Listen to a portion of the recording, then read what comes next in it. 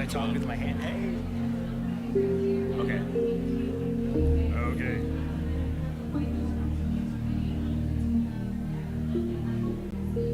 Yeah, so I was...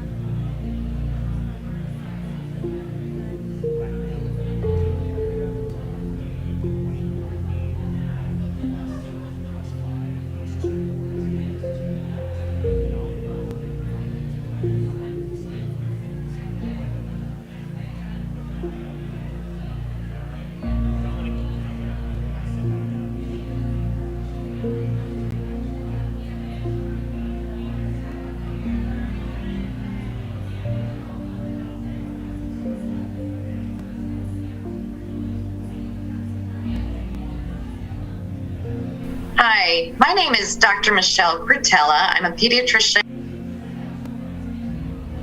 Did you know that gender confusion in our children and teens is reaching near epidemic proportions with a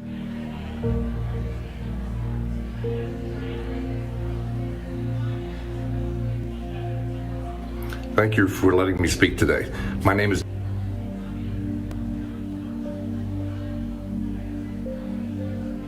Well, thank you for joining me in this.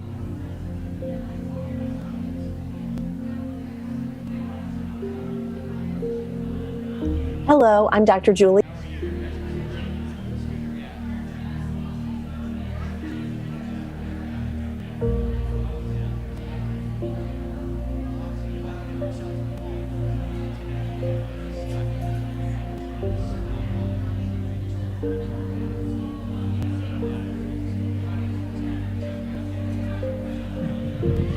If we could get all the VIP, everybody seated, we're going on the air live in about 2 minutes and a half. Reminder, please do not walk down this center aisle where the camera shots are coming through. And if you have to exit to go to the restroom, go to the sides.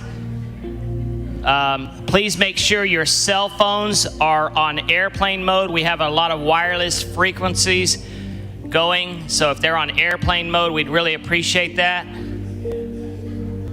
Or off would be even better. Say it again. Everybody wants me to make that announcement one more time. Please, all cell phones, if you could completely have them off, that would be better, or in airplane mode, because of all the wireless frequencies for the live broadcast on television and streaming. Again, we are so honored that you're here this morning, and we have a packed event for you, very informative. And if you need to go to the restroom or anything, just go to the right. Do not walk down the center aisles, okay? This camera will be live, and our folks from Fox National will be doing stuff over here. So just kind of be mindful of the cameras if you have to get up, okay? But please do not go down the center aisle at all.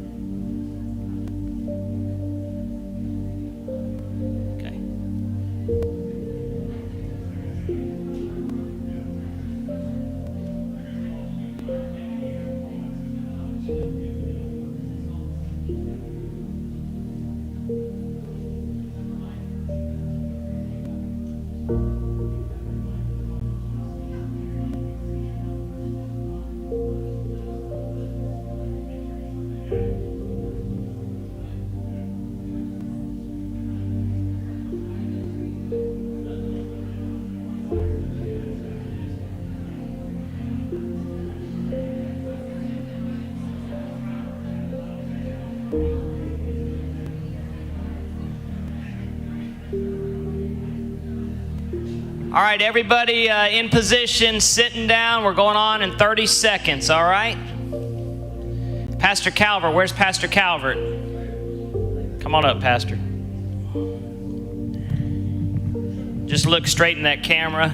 And this is your floor director. All the speakers, the time cues, Yvette, stand up real quick. The speakers are right here to the left of you, right here. So Yvette, she'll be giving you the time cues for television and streaming, okay? You can say a few words. Yeah, go ahead, right now.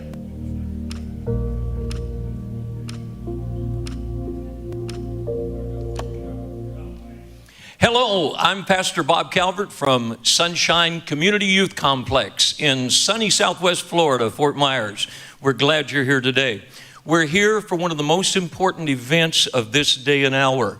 The title is Navigating Gender Issues. And this is one of the most abusive things happening to young people in this day and hour. And we're glad that you're with us today. Whether you're watching on live TV, or whether it's by streaming or our affiliate stations, we are glad to have you with us today. I want to introduce to you Dr. Mark Gonzalez from Royal Palm Ministry Association. He's going to be coming with an opening word of prayer. Thank you, Pastor, and it's good to see you all this morning. Let's go before the Lord. Would you just stand in honor of the glory of the Lord as we just go before Him? Well, Father, I am just so blessed to be able to come together today with my brothers and sisters to sit at your feet and gaze in your eyes and let you speak to us heart to heart through the speakers that have been assembled here today on this very important issue. Lord, it's no secret that our culture is being bombarded, has been for decades, ever since the Humanist Manifesto in 1933 and religious humanism being taught in the public schools clandestinely. We don't even know it. We've been impacted so much, generation after generation, leading to sexual revolution in the 60s and the abortion laws of the 70s and gay and lesbian marriage issues and now gender issues. There's so much going on.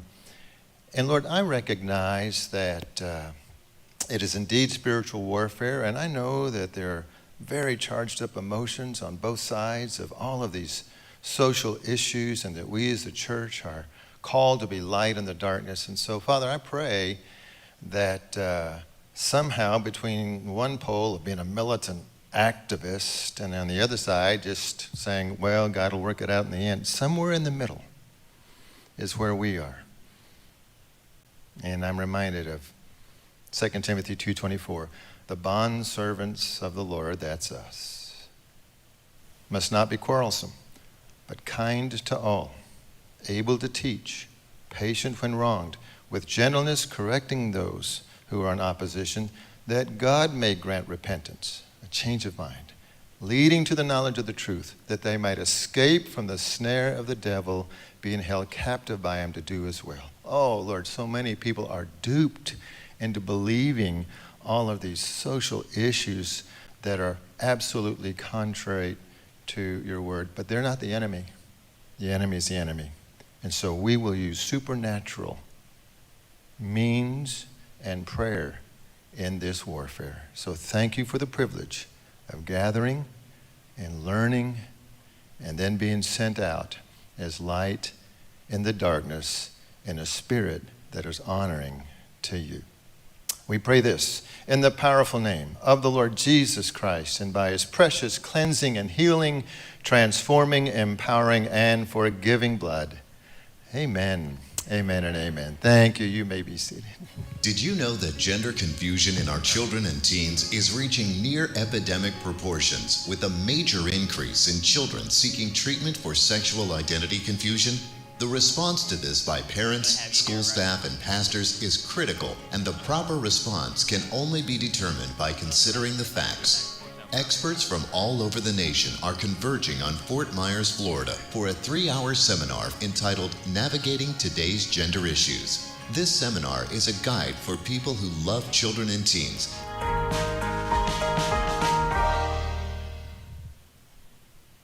All right, I know those of you watching by live stream, we want to shout out Truth and Liberty, Andrew Womack's ministry, Family Research Council, Tony Perkins, JP, all the team.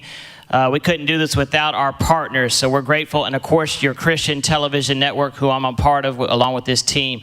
I'd like to welcome, many of you know, or many of you have heard him. Some of you have seen him in person.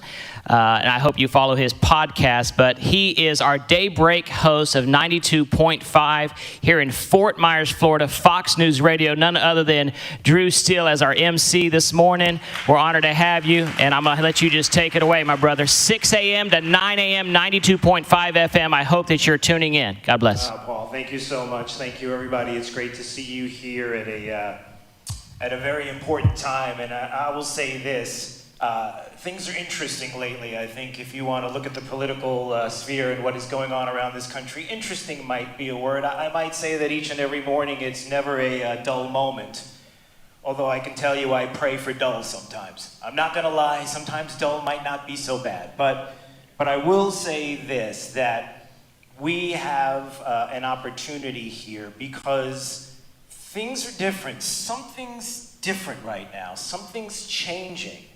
People are waking up. There are people that are realizing right now what is happening in this country, and it's all over the place. You see it on viral videos. You see families. You see parents who understand how critically important this time is right now with these very issues. You see it all over the place, and it's such an opportunity when you have the ability to learn, to educate yourself, and so many of you that are watching know exactly what I'm talking about. That's exactly what you're doing right now.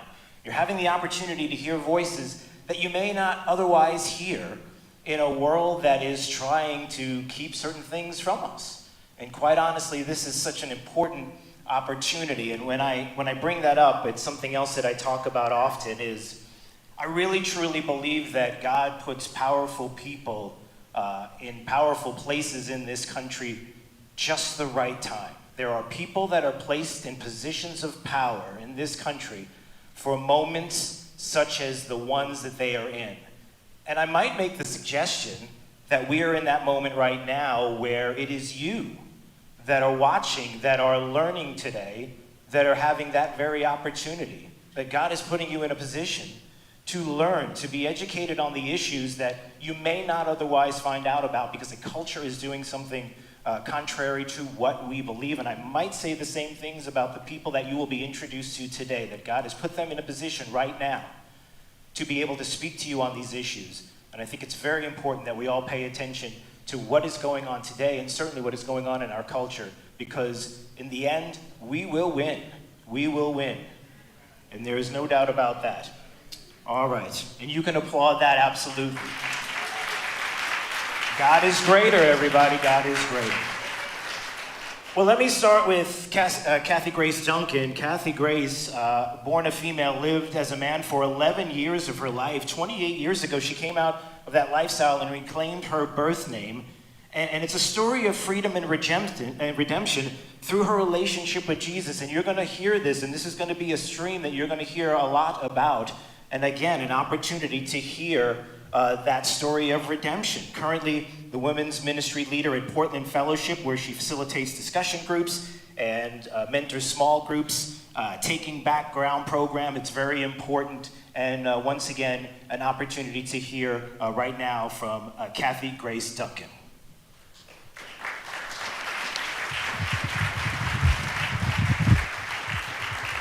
Thank you, Drew.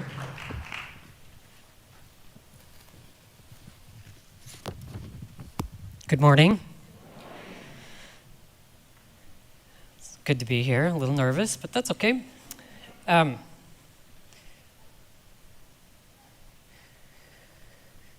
So for 30 years, I felt and really believed that I should be a man.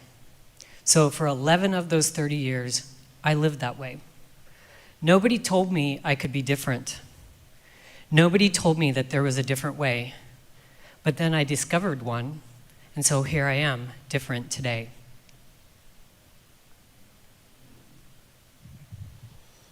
This is where you get to go. Aww, so cute. So I was born into a dysfunctional family. My dad was emotionally and verbally abusive to my mom. At a very early age, I came to understand that women were hated, women were weak, and women were vulnerable by the ways my dad treated my mom. And when I looked at my mom, who's supposed to be my role model, I thought, if I'm a girl, she's a woman, I'm gonna grow up to be a woman. I don't want that. But yet, I don't wanna be that man either that my dad was. And I didn't have the tools at such a young age to understand my dad was an abusive man and my mom was a victim. But yet, because he was saying that to a woman, I took that on as my own.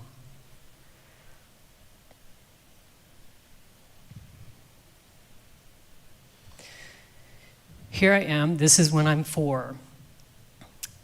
And at the age of 4, I would ride my tricycle over to pick up my girlfriend because we were going to get married. Even then, I still felt that I should be a boy. I grappled every day with how I looked physically. Now, I didn't want anybody to think I was weird, so I kept it a secret. I never told anybody about what I was struggling with or how I felt. As I continued to grow up, my little brother was born when I was age 7, and that brought about another set of lies. That in order to be affirmed by my dad or my mom, I had to be a boy because he was celebrated. And also, as a girl, that meant I could be replaced. Between the ages of 10 and 12, I was then molested by a family member, which pretty much made those lies concrete, that I would be hated, I'm weak, and I'm vulnerable. Around that same time, there was a neighbor boy that I became friends with, and he was 2 years younger than I was, and I finally shared with him that I wanted to become a boy. And he was so excited. He's like, yes, we can now be brothers. That was my first affirmation that the way I was going was right. I mean, but what did he know? He was 10, right? So as I continued to grow up, the longing to be a boy only grew and grew and grew. This is my high school picture. And as you can tell, you know, my hair is shorter. I have to say that it's probably the most feminine thing that I owned, which was really not that feminine, but it was the best thing that I could do that was kind of dressy, and it's all I could endure. Now, by this time, I am totally desperate to become a man. Totally desperate. So much so, at the age of 19, I changed my name, moved out of the house, and began hormone treatments.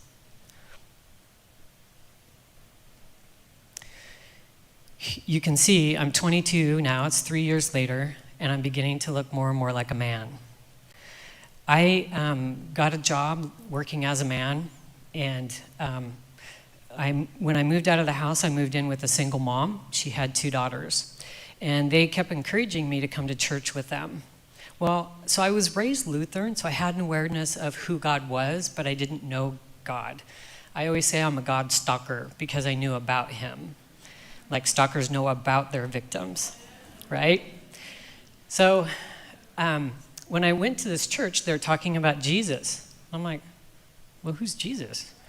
I don't remember being taught about Jesus, but who is he? He sounds really cool. I think I want to know him. So one night I took the altar call and I gave my life and my heart to the Lord. When I got up the next day, I didn't feel any different. And I'm like, well, I don't know, did anything change? So I went back. For the next 2 Sunday nights, I took the altar call because I didn't think it worked. I just wasn't sure.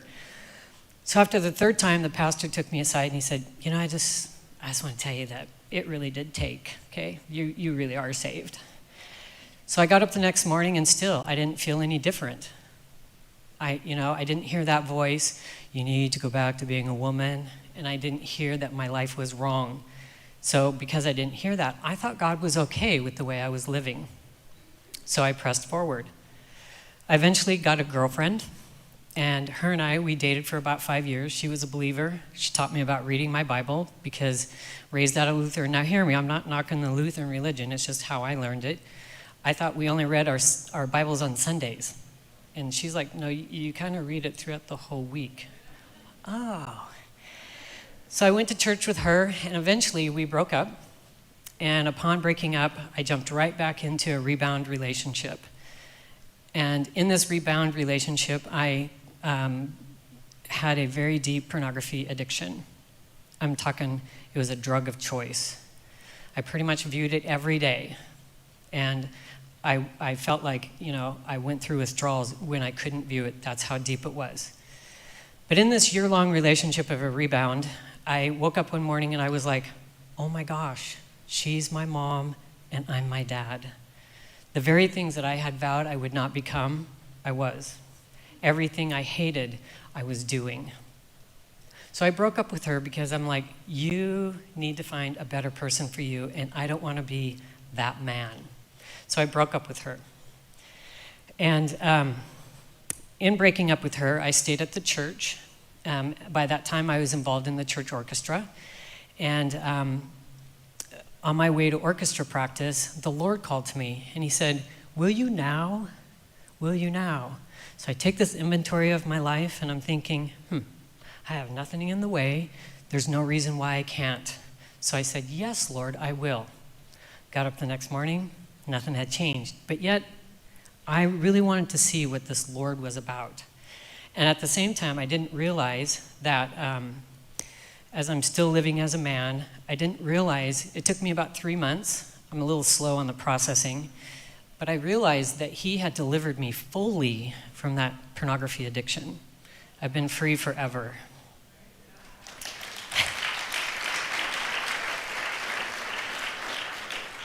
So at the church that I went to, I got involved in ministry. And this is actually the young adults group, college age group, excuse me. I got involved in pretty much everywhere. I just opened my life and my heart everywhere. Now I'm still living as a man, as you can tell. I'm the one on the red on this side, not the red on that side, just to be clear.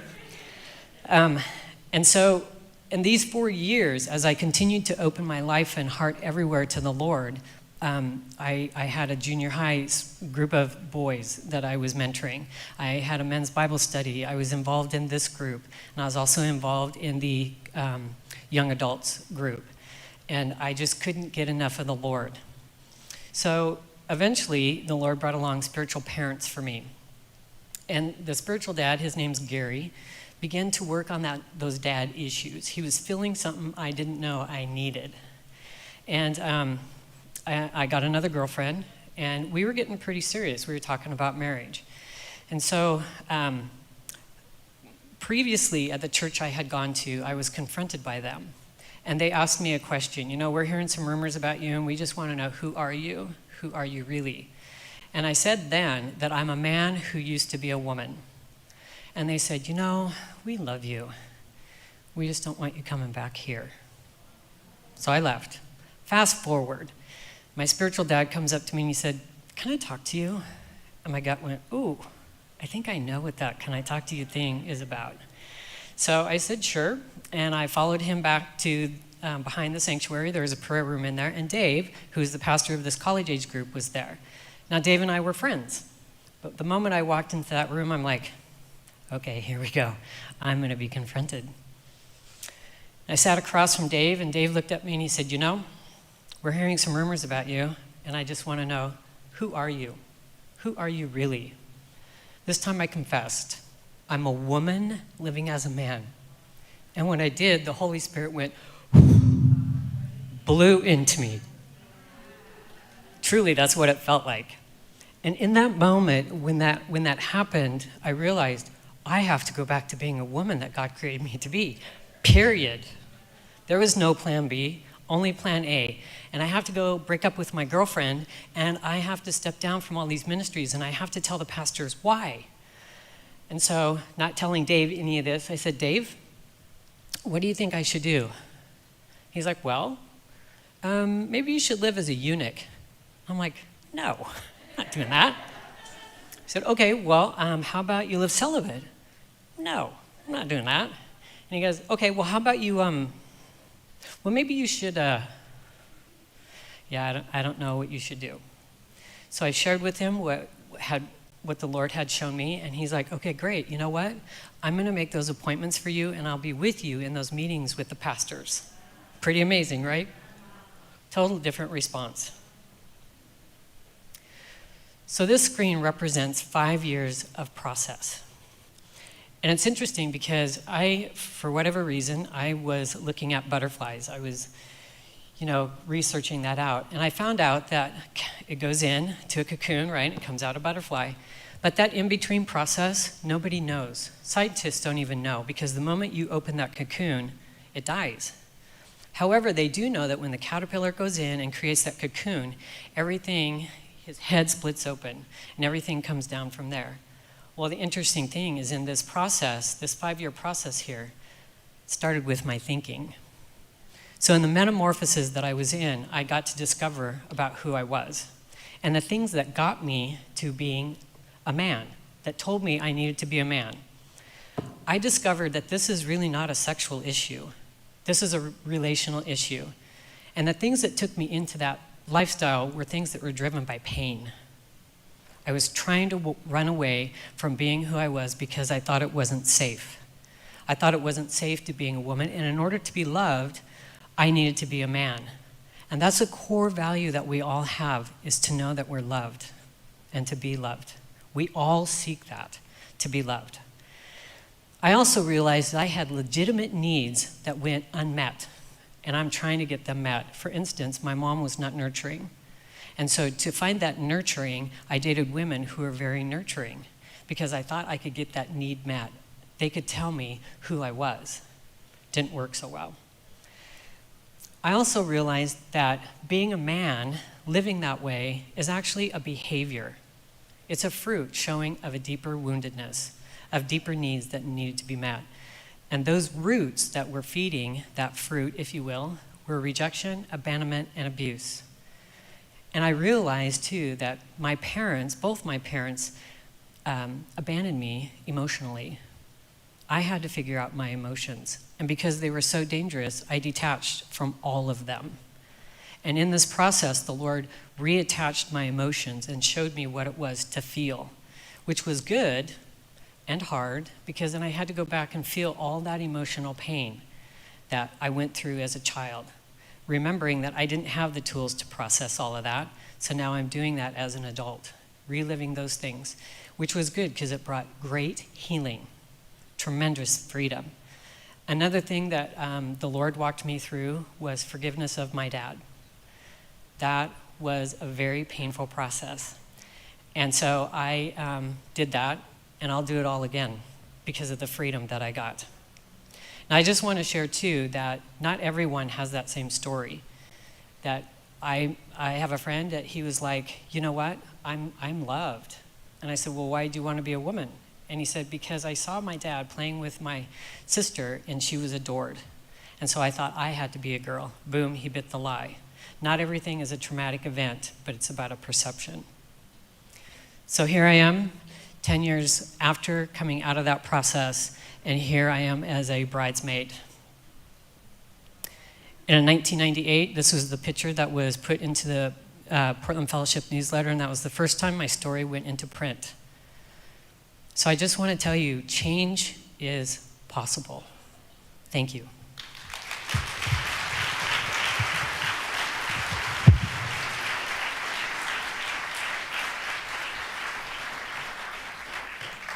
Certainly, I think that is going to be a theme that we're going to hear a lot about, is that change is possible. And I think for a lot of individuals who are watching today, and maybe they've been told something by the culture that says that what they are going to describe to you and what they are going to tell you is legitimately how it is going to be. And I can only speak to what I am hearing as I work each and every day and talking about the politics of this. And I can tell you that there are many people who believe, not necessarily in their soul, not necessarily in their heart, but in their heads they are being told that this is the way the culture is. This is exactly the way it's going to be. And you are not going to change. You are going to follow, you're going to hop on this train, and you're going to go where this train takes you. And I can tell you that there are many people that call me, that reach out to me and say, no, I don't want to get on that train. What I want to do is, I want to step off for a minute. I want to inform myself. I want to talk to others. I want to be able to learn more about what's going on, especially with this issue and gender issues. And then ultimately, I'll figure out exactly what is right. And many people feel the same way. They're in that same position where they want to be informed and they want to learn more about what is happening, and specifically with many of the issues that we have in the culture today. And we can go right down the line with a lot of different things that are happening. But when it comes to gender issues, here's something that I've also recognized that I think is something that's not talked about enough. And when it comes to gender issues, we start to see things become tangible. Now, what I mean by tangible is this. You're seeing all the viral videos that are going on right now with schools. You see parents who are stepping up into school districts who are bold, who are stepping out and saying, wait a second, has this been like this the whole time? Are there things that are going on that are being described to my kids when I don't know exactly what's going on here? And I haven't heard from my child, but behind the scenes, are these the things that are happening and this is a regular basis? Did I not know this? How did I not know about this? And ultimately, when it comes to this particular issue of gender, this is something that is being presented in our schools where parents are saying, no, you know what? Now it's become tangible. What do I mean by tangible? When it comes to our kids, what I hear a lot about is don't poke the bear, because the bear kind of pokes back, if that makes sense. You've now made it tangible to me. It is not something that is being told to me and it's on the outside. Now all of a sudden I'm starting to see this, and I'm starting to see the issues that are happening in front of me with the way my child is hearing from other children, the things that they're being told. I can tell you personally in my own life how even in my community, how that has happened to me, and maybe you're very familiar with this, where there are children that are saying things to other kids where I have my child coming home and saying, I have a question about this. Is this right when it comes to gender issues and roles? And I don't know that that's where I want them to learn. I believe that that's my position and my job and my time, and sometimes for you, it may be a position or a time where you're looking and saying, I would love to do that. The biggest problem I have is what? The biggest problem I have is I don't know. I'm not sure. I don't know exactly how I should approach this. And that's why I am so happy that you're watching today, because again, I can't stress this enough. How you will hear more and more today about these issues in particular, not only the people that have been directly, tangibly affected, and how their lives have been transformed. And by the way, it can happen. For those that tell you that it can't, oh, it can. And again, there's a huge support system that's out there, and you may not even realize it. And I go back to what I said before too, which is about you. And as you learn more today, you will be able to step up the same way to others who are searching, who are reaching, who are looking at a culture as the end-all, be-all, like that is the place that they think that they need to be in the culture today. And guess what? It's not. It simply is not. And so you have an opportunity to be there to help and support them and nurture their place that they can go to, that they want to be in, that you would desire for them to be in, because it means being closer to God, it means being surrounded by love and support, and it is there.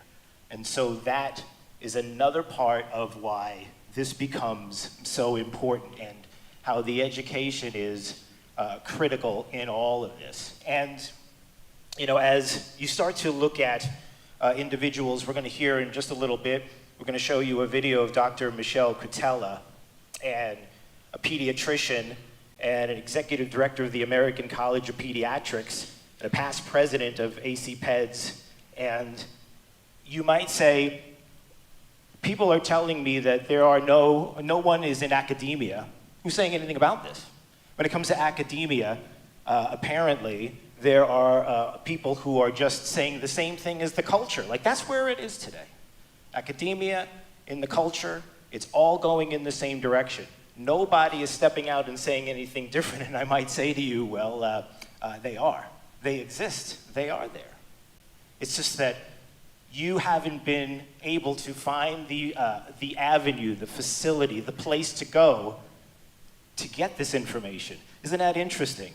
That in all the things that we do throughout our lives, whether it's political, whether it's family, whether it's spiritually, all of these things, there is a place, a culture, a world that is telling you that through social media and a lot of other places, that there's only one thought process. That's the only one that exists.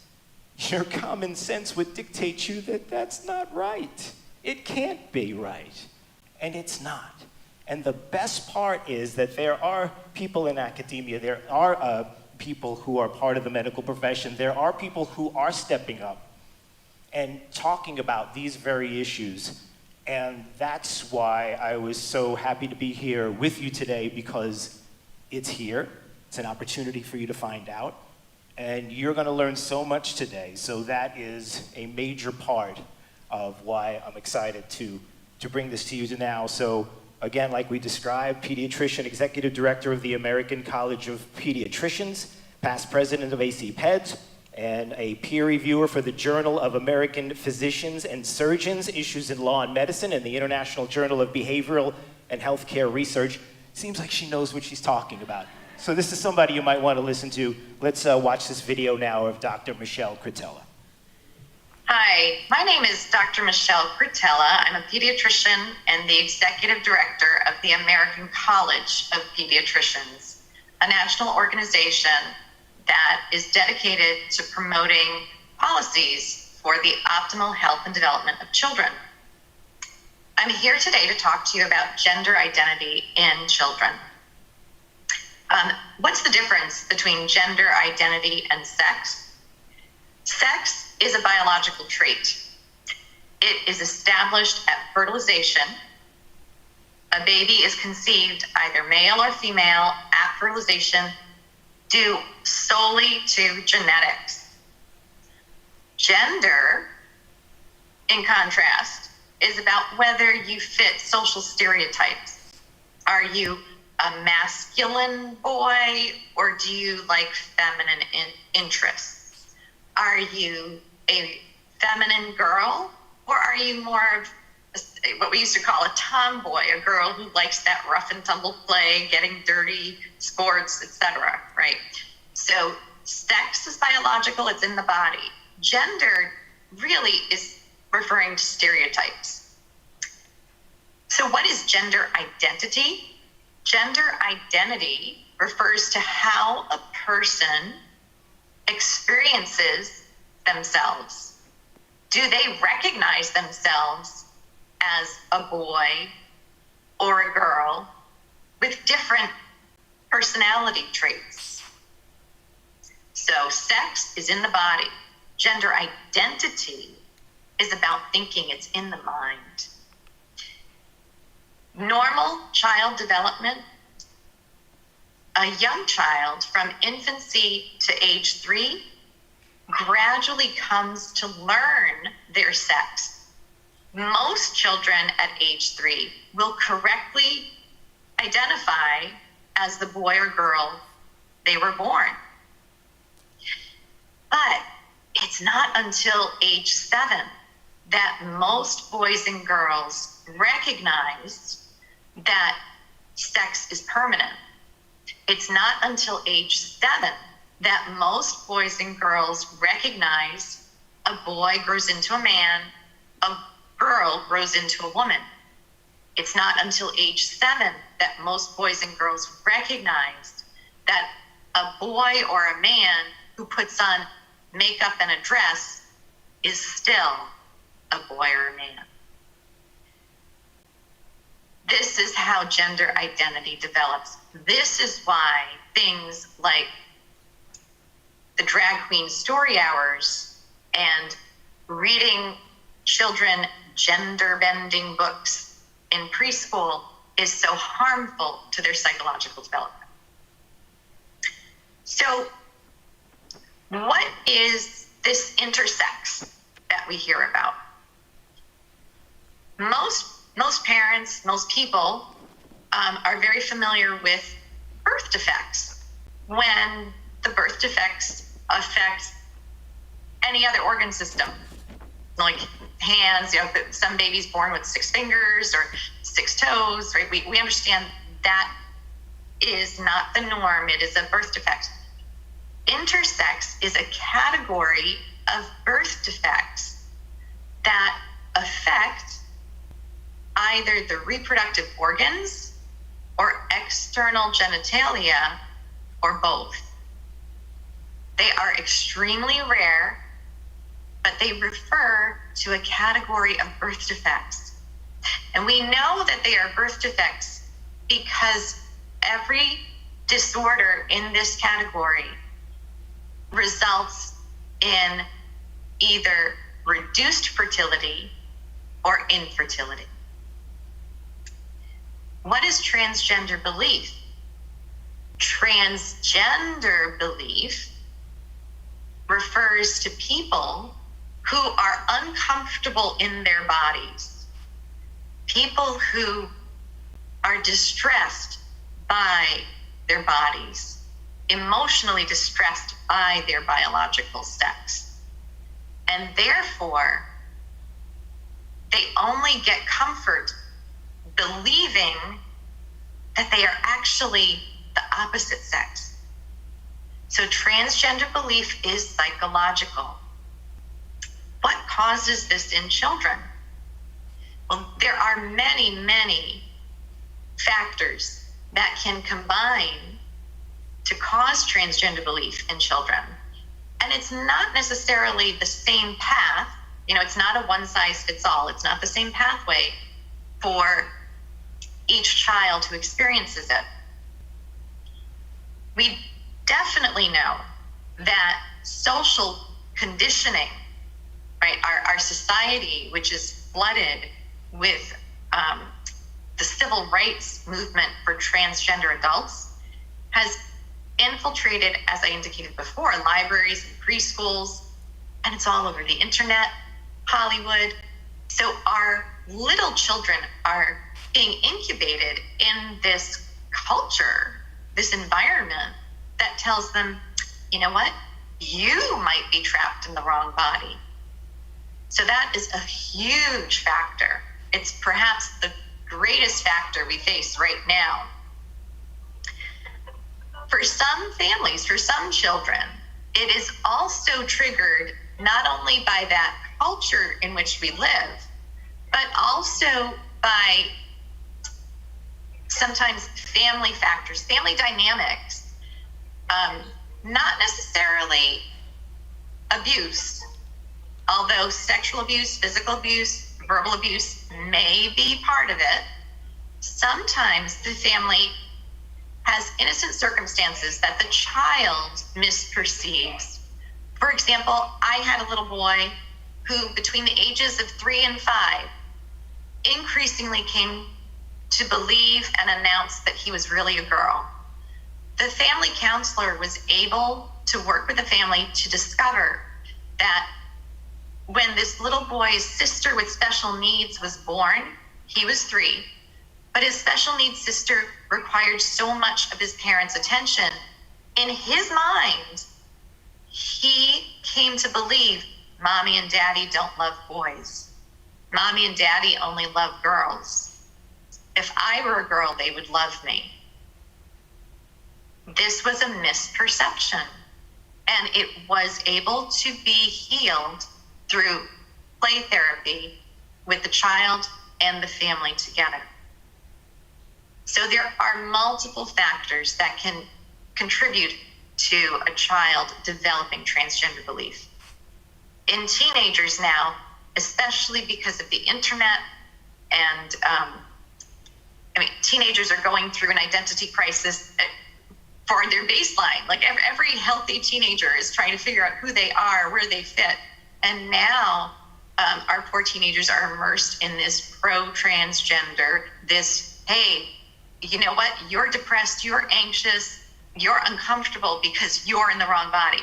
That is what they are being fed in LGBT clubs, in Gay Straight Alliance clubs at school, in school curricula, as well as the internet and their chat rooms, etc. We know that internet pornography addiction also contributes to transgender belief for some of these kids. As far as family factors in the teenage group, divorce is a common psychological trigger for this. We also know that children and teenagers who have a history of unresolved depression, anxiety, they may have been born with autism, ADHD. These factors also make them vulnerable to developing transgender belief. So how can parents protect their children? You must be proactive. You must be extremely vigilant about the sources, their environment, libraries, schools, friends. Be vigilant. What if my child has already developed transgender belief? I recommend that you visit our website, bestforchildren.org, and go to our parent resources. And treatment is available. You can find help. It will take effort. It will take effort. But please do visit bestforchildren.org. I've got the fix.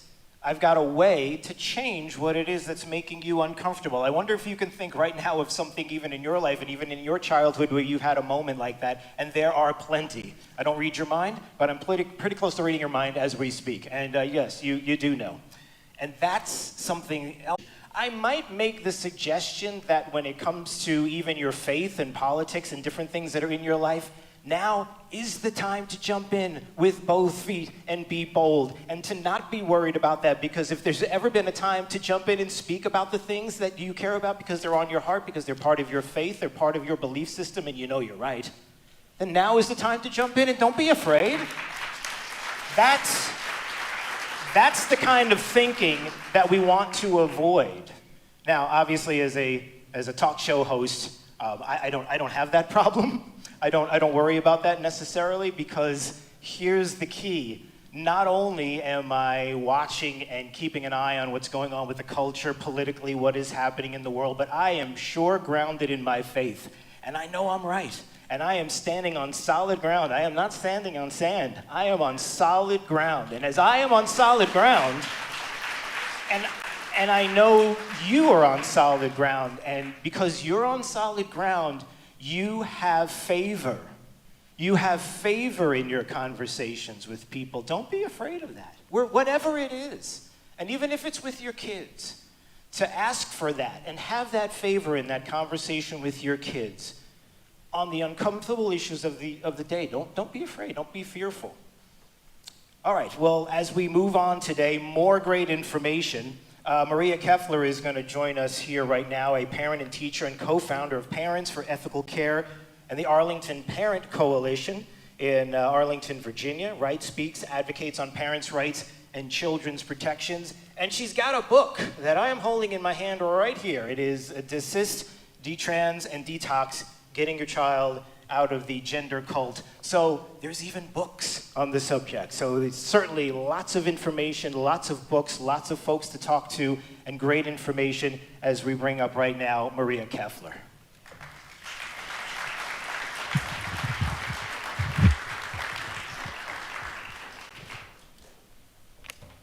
Thank you so much. Good morning. I'm so pleased to be here. I'm so excited to see so many people here. Good on you. I'm grateful for you coming. These are hard things, but these are important things. And we've got to know what's going on out in the culture. If you have kids, grandkids in schools, you need to know what's going on. And Pastor Roper asked me to come today and talk about that. So in February of 2019, a friend of mine called me in Arlington, and she said, Maria, I was looking around the public school website for some summer school information, and she said, I stumbled across this transgender students policy working group meeting. She said, it's tonight. I'm afraid to go alone. Will you go with me? Anyone who knows me knows that meetings, I hate meetings. They're one of the circles of hell. It's one of the last things I want to do. Going to school board meetings, I don't like doing it. So it's kind of funny that God said, this is what you're going to do with the next few years of your life, Maria. But I felt like I needed to go to that meeting. So I went with her. We weren't able to speak because it was a working group meeting with a certain group of people that were sitting around a table talking about this policy. And there were about 12 or 15 people There were teachers, students, and parents who I found out later are members of a local activist group, the Arlington Gender Identity Allies. And over the course of that hour or so that they were talking about this policy, the big takeaway for my friend and me was that they consider parents a threat to their children, and the school needs to step in and protect these vulnerable transgender kids from these awful parents. And the director of counseling at Arlington Public Schools said in this meeting, the school needs to help move parents along. We need to help bring them along. So the idea is that the school knows better than you do what's good for your kids, and they need to be introducing these policies. So the next few slides come from a website called genderspectrum.org. These slides that I'm showing you are no longer on the website. I'm glad I took screenshots of them because they are now, I believe, behind a member's paywall. But they had on their website a toolkit for getting transgender issues, messages, policies into schools. And they had a very strategic toolkit comprised of entry points. Entry points are things that thieves use to break into your house, right? Well, they're using entry points to get trans policy into schools. The first one is the internal entry point. They got to change the way people think about transgender, about gender issues. And so they do things like challenge definitions, challenge your perceptions. Some of the TV shows that started coming out in the 90s and the 2000s that really celebrated LGBT and TQ issues, those were very strategic. The show Will and Grace is heralded as the really big one that brought lesbian and gay issues into the culture and made it acceptable, not only acceptable, but laudable. So the second entry point is interpersonal, and this challenges the way we speak to each other. They wanted to change the way people talk about these issues. There is an entirely new lexicon of words that never existed before, like misgendering. That's calling somebody by he if he prefers she, or calling her she if she prefers zir. Preferred pronouns, dead naming. If anybody's heard of dead naming, that's the name that you gave your child. And if the child adopts a transgender identity, they reject that name, and they call that their dead name.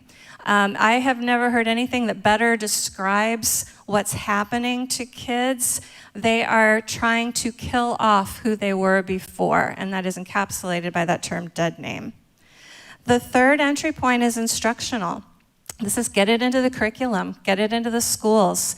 People have said, oh, Maria, you can't get gender stuff into math. Oh, sure you can. You can with story problems. You put transgender people into story problems. You put these issues. It's in every part of the school day. A friend of mine just went to middle school in Arlington, where I'm from, took his son for back to school day, and my friend took pictures. He said, it's on every teacher's door. It's on every wall. All of the sex and gender and revolution. Revolution is the big one. Lots of posters with a fist up. Quoting people that I don't think most of us would really consider people we want our kids to hear quotes from. The fourth one, and this institutional entry points, we were already there before I even attended that first working group meeting that I told you about. This is policy, this is law, this is HR 5, the so-called Equality Act that wants to replace sex with gender identity.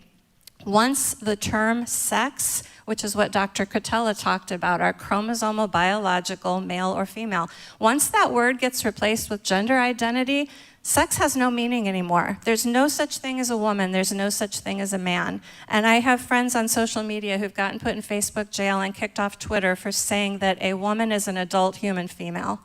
That's not acceptable to say anymore. A woman is whoever says she's a woman, according to this ideology. What schools are doing is very similar to what predators do to children. Predators have a very specific way of grooming children for abuse, and this is happening in schools.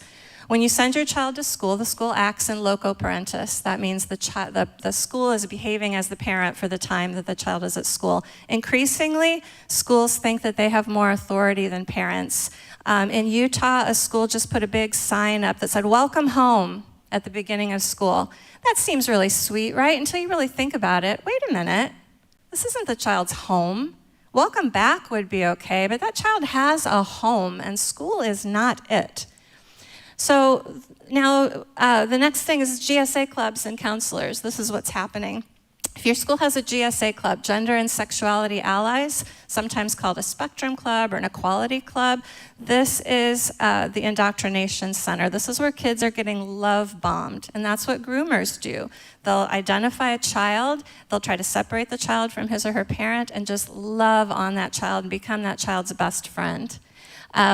Trying to separate the child from his or her protections. Parents are the best protection for children.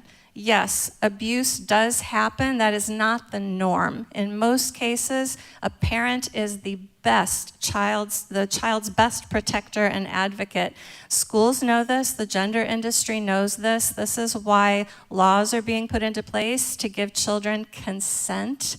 In Indiana, where I grew up, I just found out at age 14, a child is responsible for his or her own medical records. In Oregon, I believe it's 13. In California, I believe it's 12. They are pushing that to make children more emancipated and more free so that parents can't stop them from having radical mastectomies at the age of 13. So I want to move along, but you can see a one-to-one correlation between what child predators do and what's happening in schools today. And I want to say, I trained as a public school teacher. I've always been an advocate of the public schools, sent my kids to a Title I elementary school where they were one of the only white kids in the school. Because I thought if I send my kids there, other white families will come. I believed in integration. I believed in equality. 3 years ago, I pulled all my kids to homeschool. I no longer believe that the public education system in this country is a safe place for children.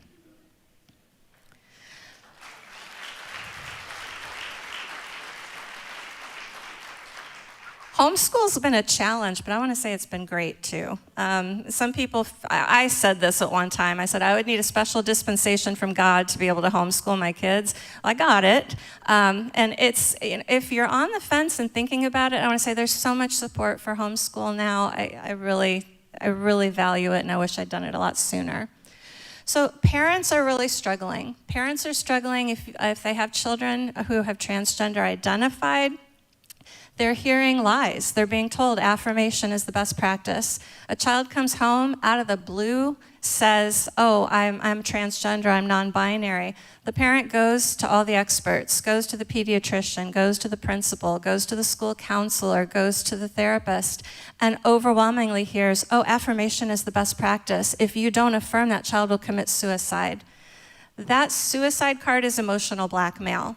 Have you ever had a boyfriend or a girlfriend who said, "Oh, if you break up with me, I'm going to commit suicide"? That's emotional blackmail, and that's what's happening here, and it's what's happening to parents. I talk to parents every week who tell me their story. The story is almost a trope. My child never exhibited any discomfort with his or her sex, all of a sudden came out and said, "I'm transgender," and everybody I talked to said, "I have to affirm or they're going to kill themselves." That's what's being taught. I have a friend who sat down with the pediatrician, and in front of the child, the pediatrician asked the mother, "How are you going to feel if you don't affirm this and your daughter commits suicide?" Right in front of the child. Can you imagine that? Parents are being disrespected. Social pressure is huge. This is a cult. Gender is a cult. I've come to believe that fully. It's in the title of my book, and that's not by accident. We gave it a lot of thought about whether we wanted to call it a cult, but that's what it is. And so much social pressure has been put on society to accept this, because if you don't, you're not kind. Well, it's not kind to lie to people. It's not kind to lie to kids. So when you hear that, just call it out. Best thing I heard, I think it was Megan Murphy. I think this is her story. I mean, she's a radical feminist who fully sees what's going on here. She was at a party, somebody said, "Oh, my child just announced that they're transgender and we're so proud." And Megan just said, "That's not something to be happy about." And the parent had the freedom to talk about how scared she was. So just speak truth. We have truth. As Drew said, we have the truth. We know what it is. We don't have to be hateful. We don't have to be mean.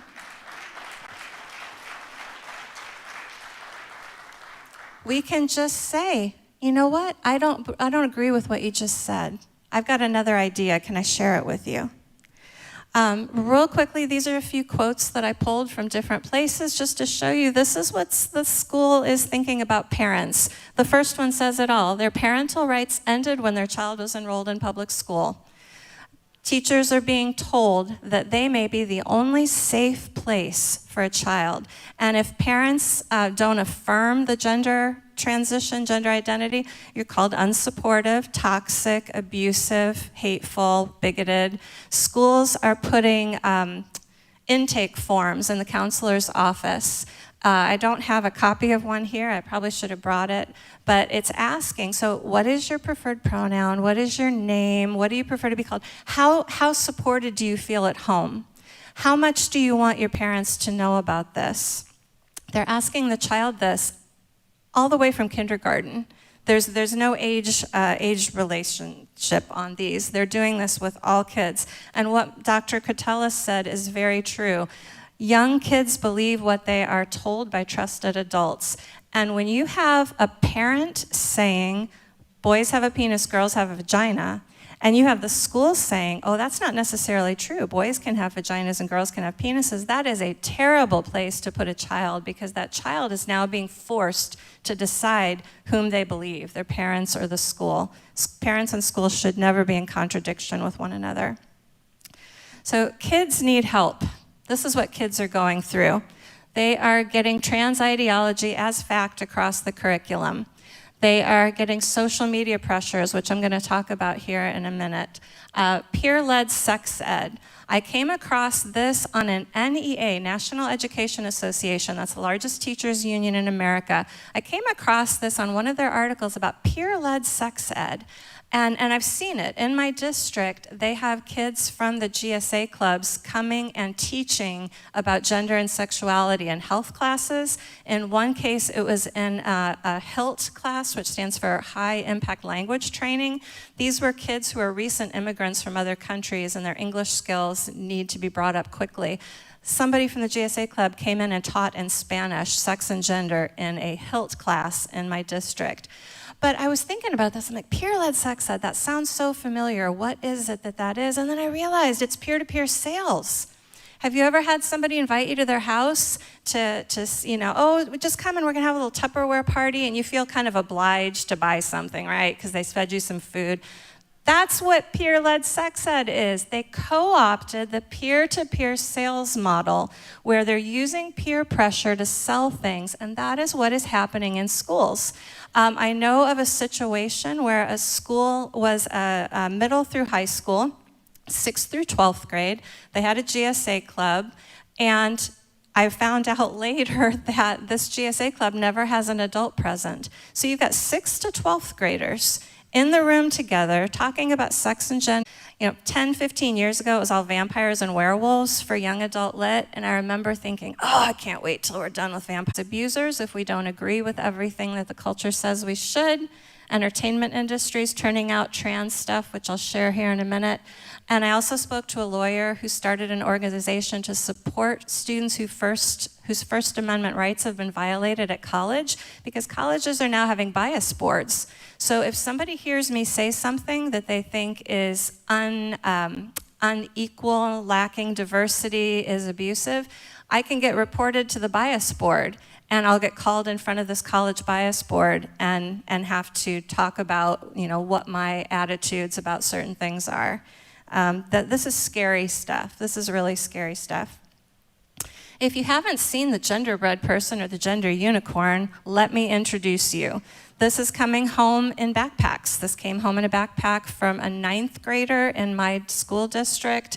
Do those look like they're geared toward like college students? No, these are geared toward children. And they're telling the children that gender identity, which as Dr. Cretella mentioned, is what you think about your sex. Your gender expression, which is how you dress and wear your hair, is different from your sex assigned at birth. Now, we're no longer just male or female. We were assigned a sex at birth by a doctor who just sort of randomly guessed because he didn't really have any idea. Who you're physically attracted to and who you're emotionally attracted to, those are all different things, and you can be anywhere on any number of spectrum with those. This was the National Education Association's suggested book for Read Across America in June 2019. I know that might seem a little dated, but it's only gotten worse since then. If you look at the NEA's suggested book lists, it's full of sex and gender books.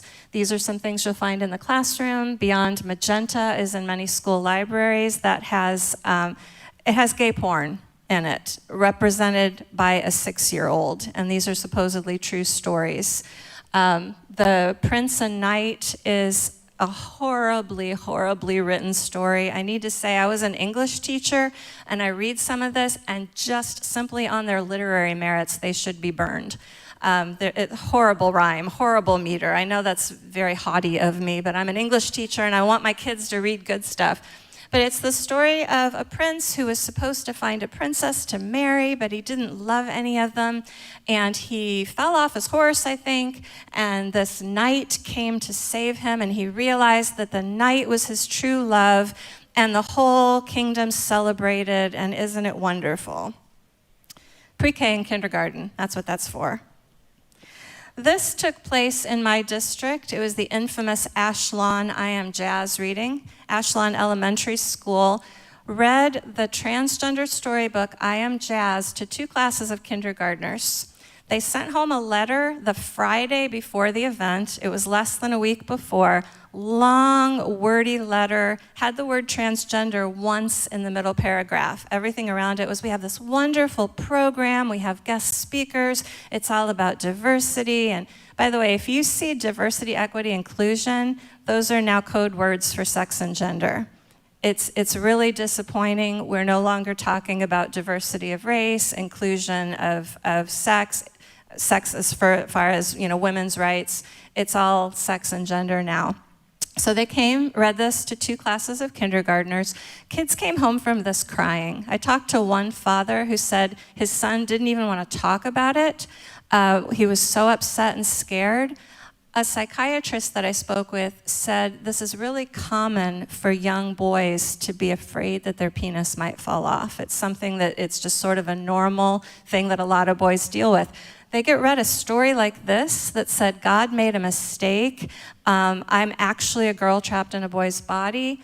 That's horrific. That is horrible to do to a child. And as I understand it, on Read Across America Day, the NEA made this happen at lots and lots of school districts. This is the celebrated book for 4 and 5-year-olds. They don't really tell the whole story about Jazz, though. Jazz was born a boy.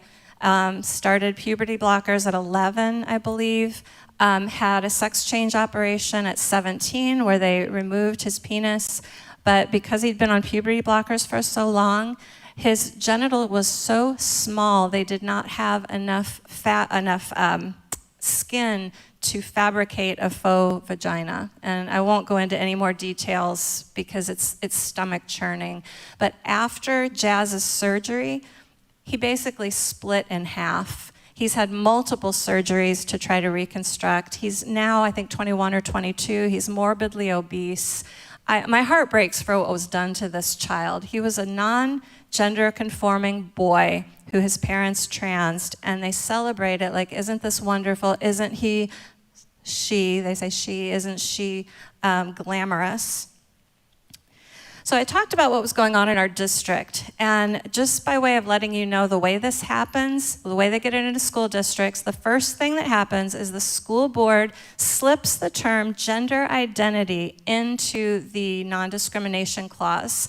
So you've got the non-discrimination clause in your policy, and that's the school doesn't discriminate based on race, pregnancy status, religion, there's probably 45 things in there. Well, they slip in gender identity, and that seems pretty innocuous. We don't want to discriminate against anybody.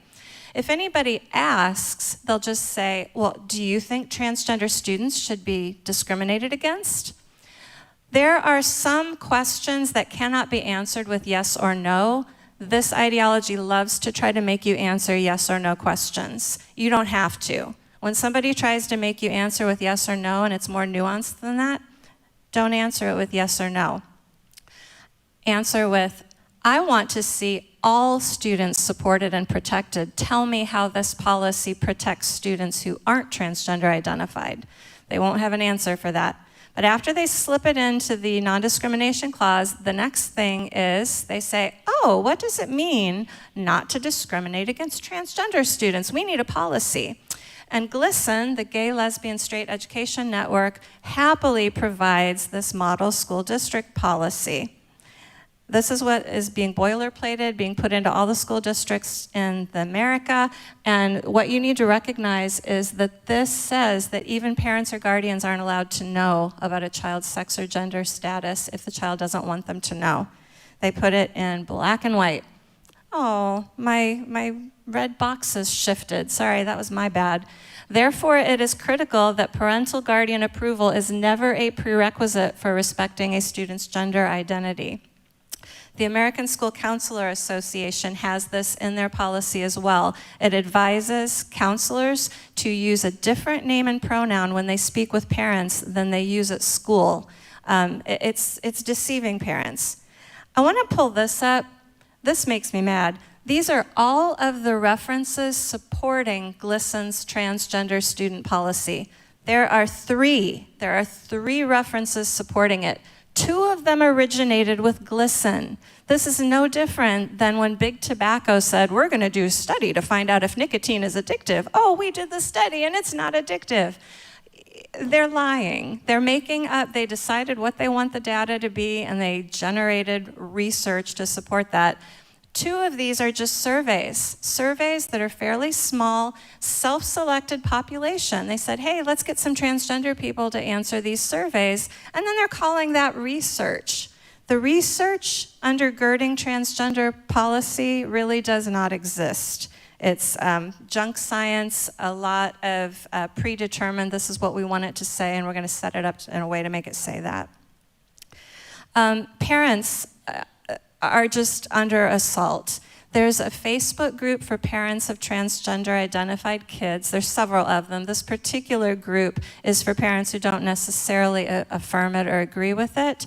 And in February, that group was begun. It now has over 1,300 parents in it.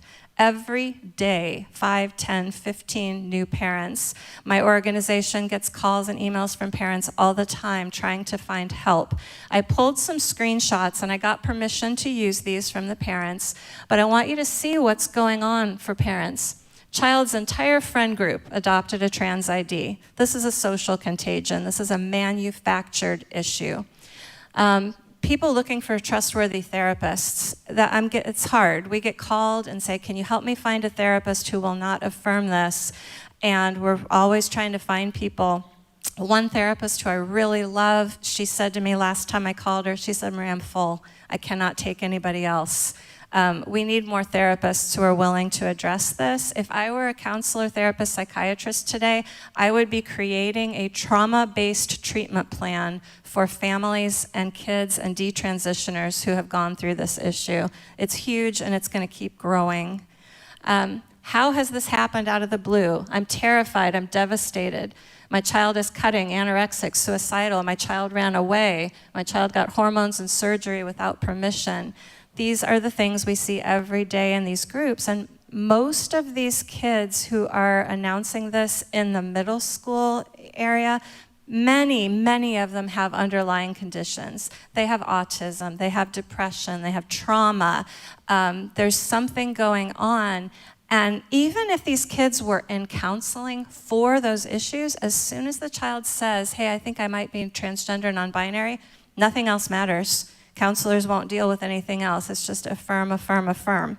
The reason is because it's very financially profitable.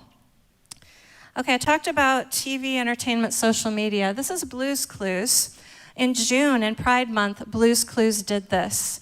This was one of my kids' favorite shows. I loved Blue. We have a Christmas ornament from Blue, and I'm tempted to just take it out and stomp on it and smash it and burn it, because this made me so angry. They did a pride parade and had that little character is a representative of a real-life drag queen. I think he calls himself Nina West.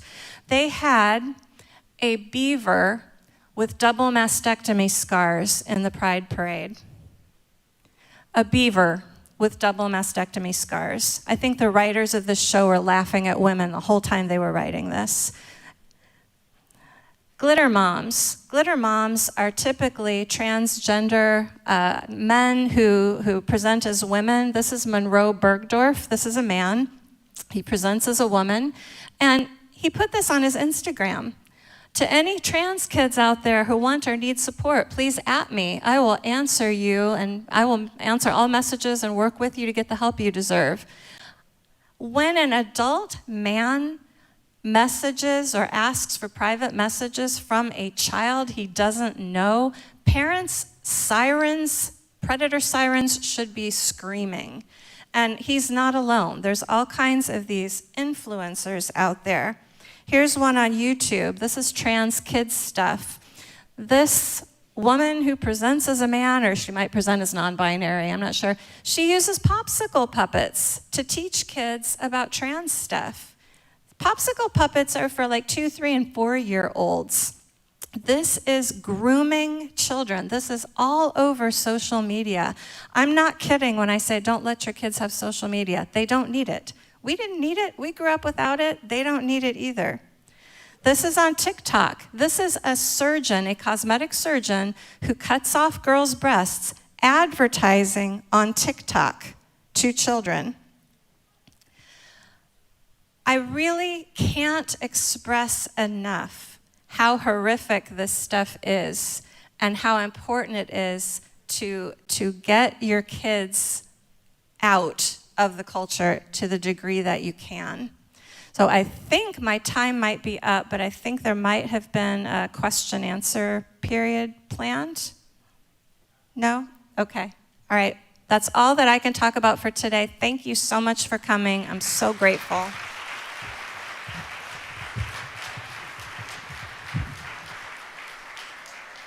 Oh, I certainly have questions that I would love to ask, and I'm sure you do as well. And by the way, one of them might be that we come to find out that Maria is an English teacher. I have a question about who and whom. It's always been, I don't know when to, can you see me later? Can we? Okay, good, okay, just checking. Like I'm the only one. Come on now. All right, well, this is another individual who just happens to be a doctor. Again, these are the things that you may not realize if you're following a culture that tells you that here is what you need to know, here is what the reality is, and nobody in the medical field is going to say, no, they actually do. Paul Ruse, MD, PhD, is a board-certified pediatric endocrinologist, I said it correctly, with a clinical interest in a wide range of endocrine disorders, a special interest in diabetes, and his research interests include intermediary carbohydrate metabolism, glucose transporters, a lot of words here that I probably can't pronounce correctly, but you can imagine somebody with some expertise that you're going to want to listen to right now. Watch this video. This is Dr. Paul Ruse. Well, thank you for joining me in this very important conversation about how best to care for individuals who experience a sex-discordant gender identity. As a pediatric endocrinologist and physician scientist, my goal is to share with you some key information about the ways in which the medical profession has become integrally involved in this contentious social issue, and specifically how doctors are using various medical interventions to alter the appearance of the human body to conform to an individual's desired sexual appearance. Their motivation is largely based upon a sincere desire to alleviate suffering and to reduce the alarmingly high rates of suicide in this population. While published estimates vary, nearly half of all affected children will contemplate, and unfortunately up to a third will actually attempt suicide. People with this condition are also known to have alarmingly high rates of substance abuse, HIV infection, eating disorders, depression, anxiety, and other psychosocial problems. Without question, these children need help. Yet for society as a whole, and for physicians in particular, critical evaluation of the scientific evidence for the risks and benefits of any medical intervention are essential to providing the best possible care, and nothing could be more true in this particular area. In light of what we currently do and do not know about the cause of sex-discordant gender identity, and the overall effectiveness of various treatment approaches in providing long-term resolution of suffering, including dysphoria and other associated mental health needs, it is appropriate to question whether what is currently being offered is the most compassionate and effective response. Historically, the root of this condition had been understood by physicians to reside within an individual's mind, with primary treatment efforts directed toward addressing the underlying psychological difficulties. But over the last decade, largely influenced by ideology rather than scientific evidence, this understanding has given way to an insistence that this condition be viewed as a normal part of biological variation. Accordingly, the increasingly prevalent medical approach is to encourage and facilitate affirmation of sex-discordant gender identity. Social affirmation represents the first stage of this intervention, although it can often fall outside of the direct domain of physicians, it certainly is the first step leading to later interventions. Social affirmation includes the changing of one's name, in the use of pronouns, in bathroom use corresponding to one's perceived sex, together with cross-dressing. Social affirmation of transgender identity is now being advocated as early as kindergarten. For children who remain insistent, persistent, and consistent in a gender identity that does not align with their sex as they enter into puberty, are instructed to undergo the process of suppressing normally timed puberty, that bodily maturation that leads to reproductive capacity. And this is done through the off-label use of powerful drugs known as gonadotropin-releasing hormone agonists, or more commonly, puberty blockers. This is followed, in many cases, by cross-sex hormone administration. And this primarily involves the administration of testosterone to individuals with female sex who desire to appear male, and estrogen to individuals with male sex desiring to appear female. And this is followed in some patients by surgical alteration of the body to conform the outward appearance to perceived sex. The treatment of children with this approach is largely based upon a study, the study of a small cohort of predominantly male adolescents with childhood onset gender dysphoria in the Netherlands nearly a decade ago. Since that time, as noted by others participating in this forum, there's been a nearly exponential growth in the number of children seeking this intervention. And now the condition predominantly affects females, often without any prior evidence of gender dysphoria before adolescence. It remains unclear and highly doubtful that the conclusions reached in the former population in the Dutch cohort can be applied to the current cohort of adolescents seeking care. Furthermore, despite the strength of advocacy for this novel treatment paradigm, including endorsement by the World Professional Association for Transgender Health and several medical associations, the scientific evidence to support this approach is of the lowest quality that exists, and there are many indications that it may be causing irreparable harm. Most of the published literature in this growing field of transgender medicine are based upon studies with major limitations, and including the guidelines that are put forward by the Endocrine Society are acknowledged to be of the lowest quality evidence. Specifically, recommendations for patient care are not based upon prospective randomized controlled trials to establish their long-term safety and efficacy. Rather, the advocates of this new approach cite largely retrospective analyses, anecdotal case reports, and convenience samples, including internet surveys, with limited observational studies. Such study design cannot establish cause-effect relationship between an intervention and a clinical response. The data deficiencies also include very small sample sizes, sometimes as few as only a dozen patients, significant recruitment bias, high dropout rates, improper or even no control subjects, and relatively short-term follow-up, sometimes only a few years. To date, there has never been a randomized controlled trial examining the risks and benefits of social affirmation in children with discordant gender identity. Distorting several basic principles of scientific investigation, some will argue that such a study would be unethical or would not be feasible. However, this is based upon a false presumption of what interventions could be done within a properly selected control group.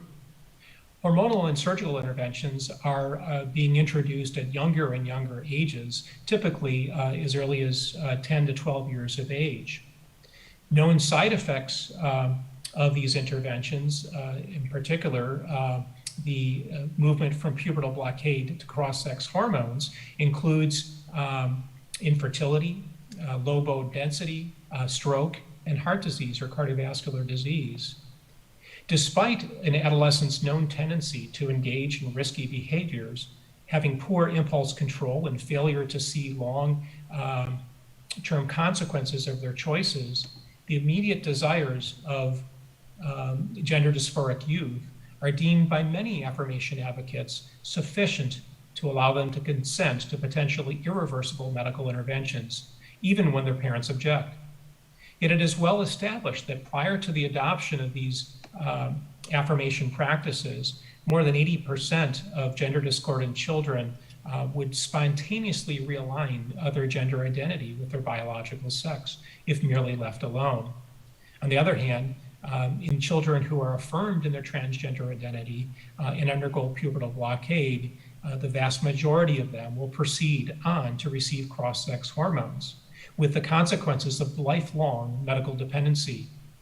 While long-term data on gender-affirmed children do not exist, the best data on adults who have undergone gender-affirming medical interventions have documented persistence of psychosocial problems. This includes not only the persistence of suicidal ideation, but also high rates of completed suicide. In the largest and longest study done to date from Sweden, completed suicides were 19 times higher than the background population. And this is after undergoing medical affirmation. Death by any cause is double to triple that of the background population. And this has not substantially changed with even newer reports that are now coming out. So it is fair to ask the question, is this the best that medicine has to offer to these affected children? While the affirmation approach continues to be used in the United States without regard to these concerns, several European countries, including the United Kingdom, Finland, and Sweden, have recently shifted to a more cautious approach, acknowledging the low-quality scientific evidence and the concerns about the ability of gender dysphoric children to adequately consent to potential sterilizing medical interventions. Nearly all involved in this conversation can agree that supporting the inherent dignity of affected children and striving to eliminate any prejudice, bullying, and unjust discrimination is worthy. However, ignoring the inherent nature and purpose of the binary sexual complementarity and engaging in potentially irreversible alteration of the human body without adequate understanding of relative risks and benefits is of great concern, not only to the medical profession, but to society as a whole. The dearth of evidence behind the currently prevalent affirmation approach, along with serious but largely ignored ethical concerns with the associated interventions, requires a a search for alternative treatment approaches. And as a physician, I'm always reminded about the Hippocratic Oath, that above all, we should do no harm. Thank you for your attention. A lot of important information right there, and certainly information that we all have access to, and I would encourage you to look and search and find more people. Doctors are out there with this kind of information, and like we said, it's critical. You know, I had an opportunity recently, you may recognize the name, Dr. Vodi Bakum wrote a book called Fault Lines, and he has discussed critical race theory. It's another issue that many parents are paying attention to. You'd be surprised how this issue of gender and critical race theory, how the language kind of interweaves with each other. I hope that's the right word used properly as an English teacher next to me. But how gender, diversity, equity, inclusion, social justice, all of these words that are being used. And I had a chance to sit down with Dr. Vodi Bakum to talk about this, and specifically even about the church. And it's an interesting conversation that I think you're going to find very enlightening, that has to do with critical race theory, gender issues, and also the church. So I want you to watch this. So how about some of the more specific issues with regard to this umbrella that is critical race theory? When you talk about social justice, when you talk about intersectionality, when you talk about some terms that come up, but maybe you're not sure what they are they under this umbrella? I mean, critical race theory, these words, social justice? Actually, critical social justice would be the umbrella. Critical race theory would be one of the things under that umbrella. So the broader ideology is critical theory, and then we're talking about critical social justice as an expression of critical theory, and then things like critical race theory, critical pedagogy, which is another really important issue, and you know, other ideas like that would just be the manifestations and the expression of it. Some of them don't have the name critical in them, but they're still under that umbrella. Yeah. For example, feminist theory and queer theory would also be under that same umbrella. So they don't have the critical, but they do have the theory. Right. Right? Yeah. So it's still part of that same family. So look for critical, look for theory in order to understand that you're dealing with these ideologies that are coming from the same stream. Right. So now we will get to what is the tougher question for me when I talk to people and how to explain this properly, and it's this.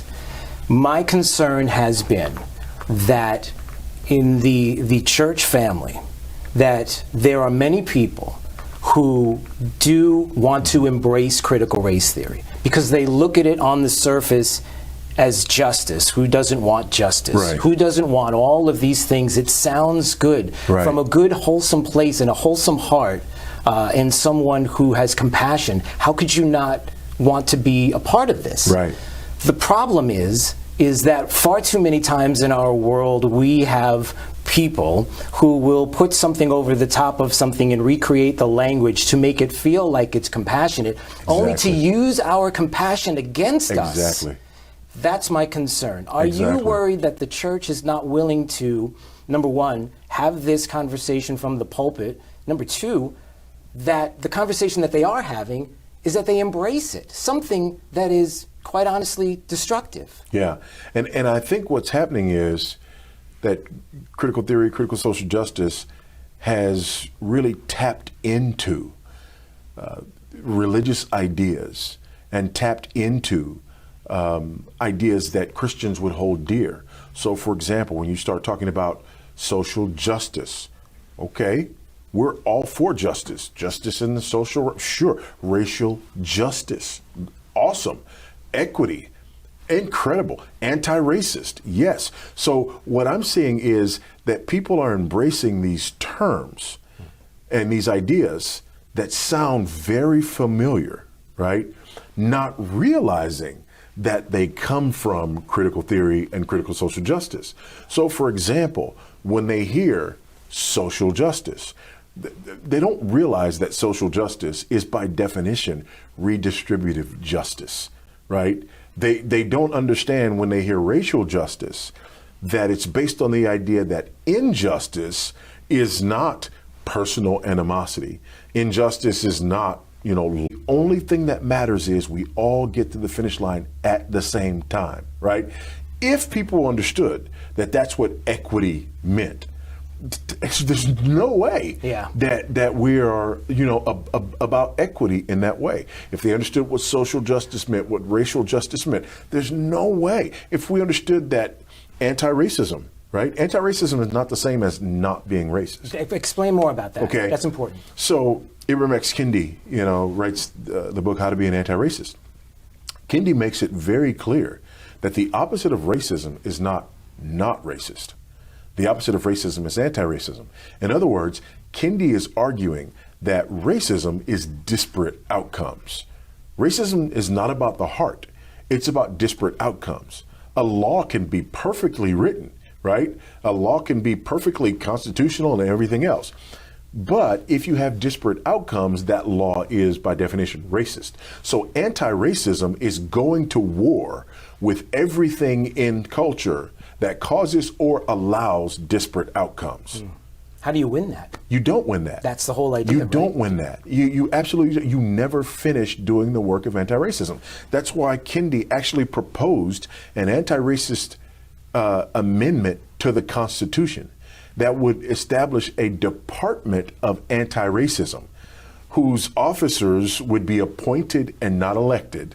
They would have to be trained in anti-racism, and their job would be to evaluate every law, local, state, and federal, for the potential of disparate outcomes. And then they would evaluate the laws if there were disparate outcomes, even if they weren't able to see the disparate outcomes in the beginning. If there were disparate outcomes, you'd have to go back to the drawing board until everything comes out equitably, which is absolutely ridiculous. Right. So there's obviously some good news on the other side of this, because our God is greater, number Amen. one. Amen. And number two, they're going to eat their own, aren't they? I mean, ultimately, doesn't this run out of hosts or run out of people to go after? Is it possible? They're not going to eat their own. They are eating their own every day. For example, feminists are now being cannibalized because, feminists who don't accept transgender, for example. If there's a feminist who's not willing to say trans women are women, then you're gone, right? So some of the leading feminists of the last generation have been utterly castigated and disqualified because they're not radical enough for this movement. Barack Obama, there was a school that was going to be named for Barack Obama, I believe it was in Chicago, but they rejected naming the school after Barack Obama because he didn't do enough for illegal immigrants during his presidency. Listen, if Barack Obama is not woke enough, nobody's woke enough. Right. And so what do you say then to those churches, to what I would say the opportunity that we all need to quite honestly be bold, to be there on a pulpit that may one day not be available to us, and to speak truth to what is biblical, to speak truth to what is right there in front of you, black and white. There's no maybe and or. It's right there. It's concrete. You stand on the foundation. So what do you say to a church then that you're concerned about that may not speak to that, or is speaking to it and is not ultimately having the right answer? We have a tremendous opportunity, and we have a clear mandate. And I talk about this in Fault Lines, that 2 Corinthians 10, right? We're not fighting against flesh and blood. We're not waging war according to the flesh. The weapons of our warfare are not of the flesh, but they have divine power to destroy strongholds, to destroy fortresses. But what do? We come against, we destroy every idea, every lofty opinion that is raised against the knowledge of God. And then we take every thought captive to obey Christ. We have to operate on both of those fronts. So on the one hand, when we see lofty opinions and ideas like these that we've been talking about, right? That raise themselves up against the knowledge of God, we must destroy them. We must oppose them. And if you're a Christian that doesn't like war language, then you're a Christian that doesn't like the Bible. Because this is not my language, this is the Bible's language. And this is war language. And I know we live in a time where for many Christians, the 11th commandment is thou shalt be nice, and we don't believe the other 10, right? But if you have a problem with that, you have a problem with God. So we destroy opinions and lofty opinions and ideas raised against the knowledge of God. And then we take every thought captive to obey Christ. I think this is an incredible moment. We have people who want to talk about race, who want to talk about justice. We have people who are using religious language in the discussion about these things. So we have an opportunity to talk to them about the God who made every man from one man, Adam. We have an opportunity to talk to people about how Christ has reconciled us vertically to God and horizontally to one another, right? We have an opportunity to talk about what truth is and what justice is. The God who not only defines justice, but the God who is justice. We have opportunities to talk about all of these things in a moment where people are open to discussions about these things. I think this is an incredible moment. So I would say to churches, right, number one, don't be duped by these ideologies, right? And recognize that this is spiritual warfare. And on the other hand, don't miss this incredible moment and opportunity that we have. And speaking of opportunities and moments, IOPT, why don't we talk about that a little bit? An opportunity to learn and see more? Yeah, absolutely. The Institute of Public Theology. Founders Ministries has been thinking about this for a while and talking about this for a while, about the importance of equipping leaders to be able to engage in the public square, about the importance of us taking the gospel and applying the gospel to all of life, about the importance of us recognizing moments like these and being able to step into moments like these. And so, we started the Institute of Public Theology to be able to do that. There's been a couple of classes that have already been offered. I've got a class coming up on cultural apologetics, where I'll be addressing a lot of these issues. And it's an opportunity for people to be able to be trained in a way that's not the normal way that we train people, and that is applying things for this cultural moment. And I would imagine that there's probably a lot of moments when people get together where they may not have had the opportunity before to hear a message like this that IOPT would have in that light. In other words, that they've been in one place, they've been surrounded by individuals in a good place, but to strengthen a position that they may not otherwise have been able to do, to be able to hear the voices of a side that maybe they had some doubt, maybe they had some questions on how to approach different issues, like what you were talking about, that this is an important moment that way as well. Yeah, it really is. And, I don't want to overstate. I mean, there have been important moments throughout the history of the church.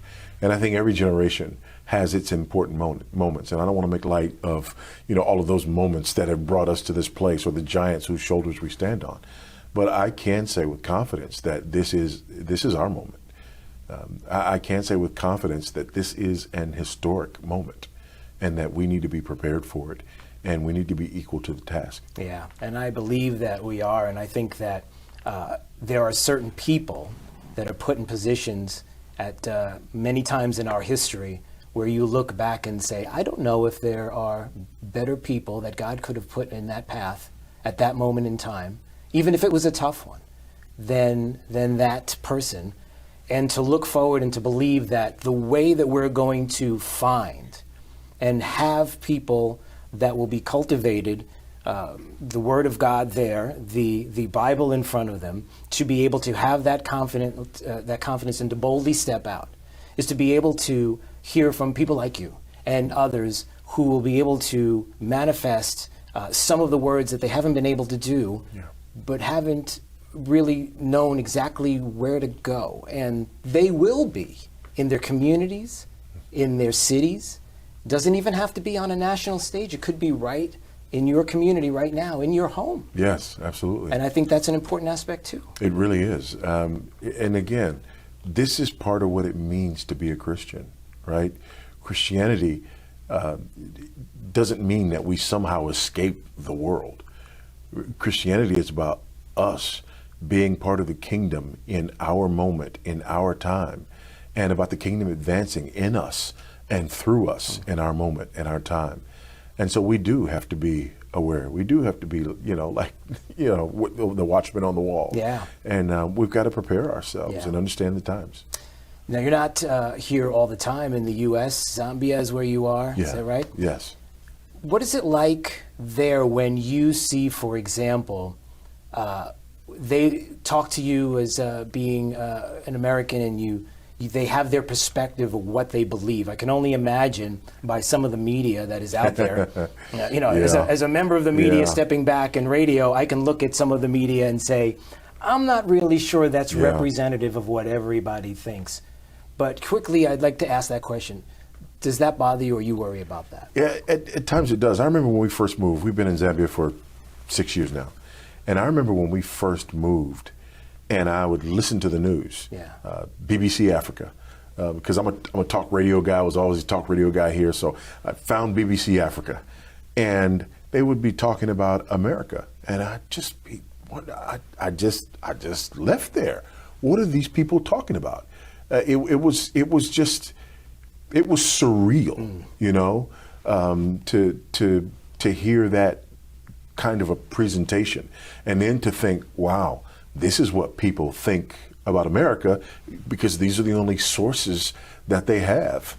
And so it was a little frustrating at times, a little off-putting at times. Yeah, but one thing is for sure, we are going to be better through all of this. We're going to be able to address all of these issues confidently, and certainly by going to the Institute of Public Theology's website, certainly going to Founders Ministries website, looking at all the issues and being able to confidently learn, grow, and certainly with God's help to step out and be there as a force. Amen. And I'll tell you, we appreciate just a few minutes of your time. Quickly, let's get to Fault Lines, because this is an important book. Speak to the book a little bit and the importance right now of where we are today and the issues going on with critical race theory and others. I wrote Fault Lines because I felt like I had to. Not that I wanted to, I just felt like I had to. For me, if for nobody else. And I have been pleasantly surprised at how it's resonated with people. I never expected that the book would do as well as it did, that it would be a national bestseller, that it would, I wasn't thinking about that. I just felt like I had to be obedient. I had to be a steward. And these are things that I've been thinking and writing and talking about for, decade and a half. And so this was sort of a catharsis for me. I just needed to get this done if nobody else, read it or was blessed by it. So I'm just thankful to the Lord for the way that He's using it, for the way that it's helping people to understand this current moment, and pray that it continues to do so. Doctor, we appreciate a few minutes of your time today. Thank you so much. You're very welcome. It's been my pleasure.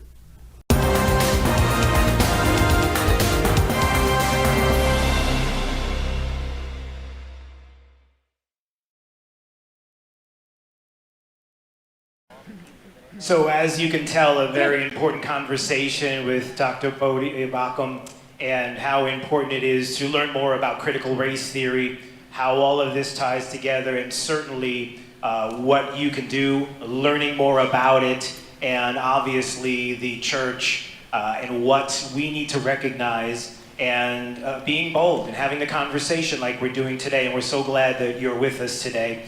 So now you have a situation where what happens next? The idea of restorative therapy. What do you do now after that decision has been made? What's next when it comes to restorative therapy? Well, right now we're going to hear from David Pickup.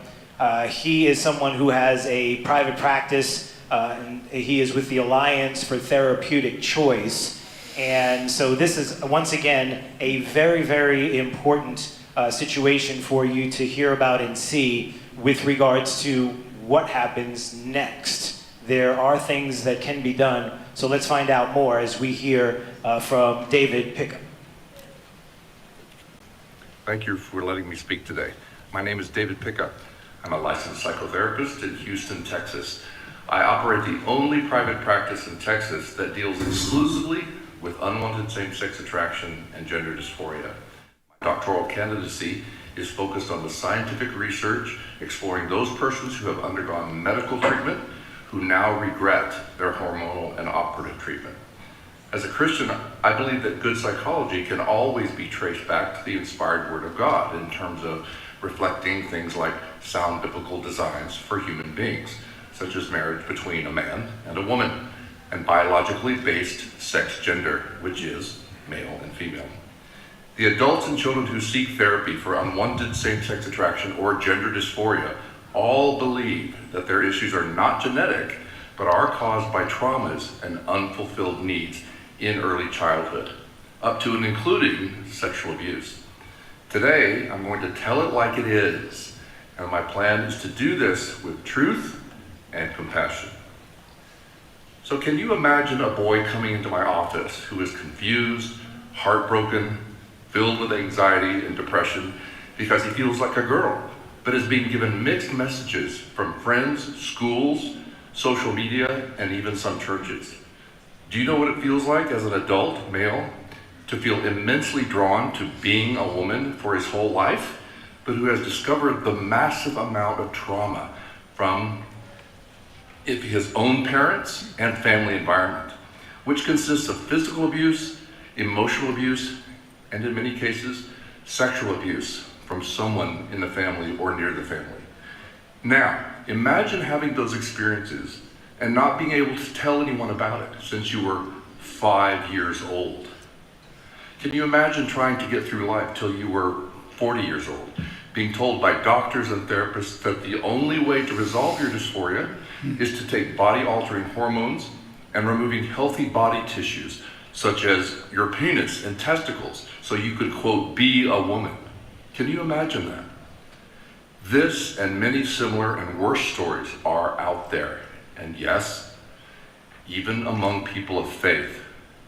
Let me explain what causes gender dysphoria. In a word, folks, it's trauma.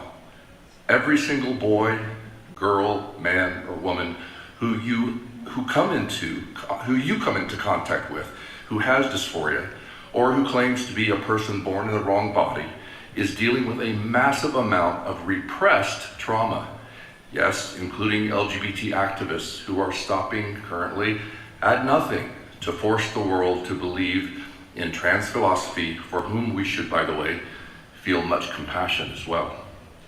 Gender dysphoric persons come from a multitude of traumas experienced first in early childhood and continuing on in some form, but that are basically repressed.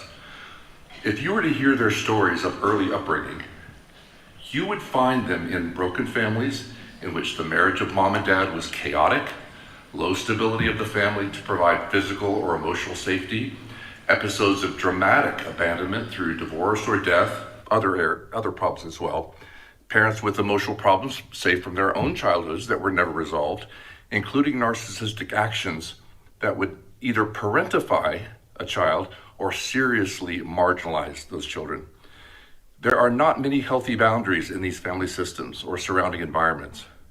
In short, emotional instability during those early years of gender development are rife with unfulfilled needs for love, attachment, affirmation, safety, and approval.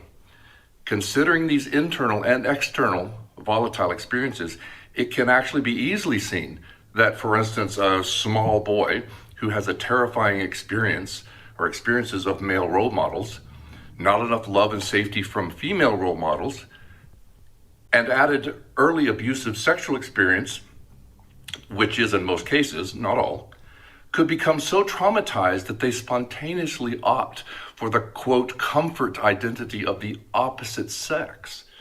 They do this automatically at a very young age, usually, in order to stay safe and it's an emotional defense mechanism against abandonment and abuse.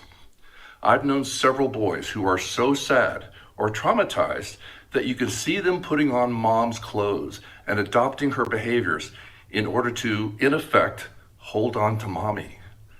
If you could hear that boy's unconscious voice in those early years, you would have heard something like, "If I just become a girl, maybe this time my mom won't leave me.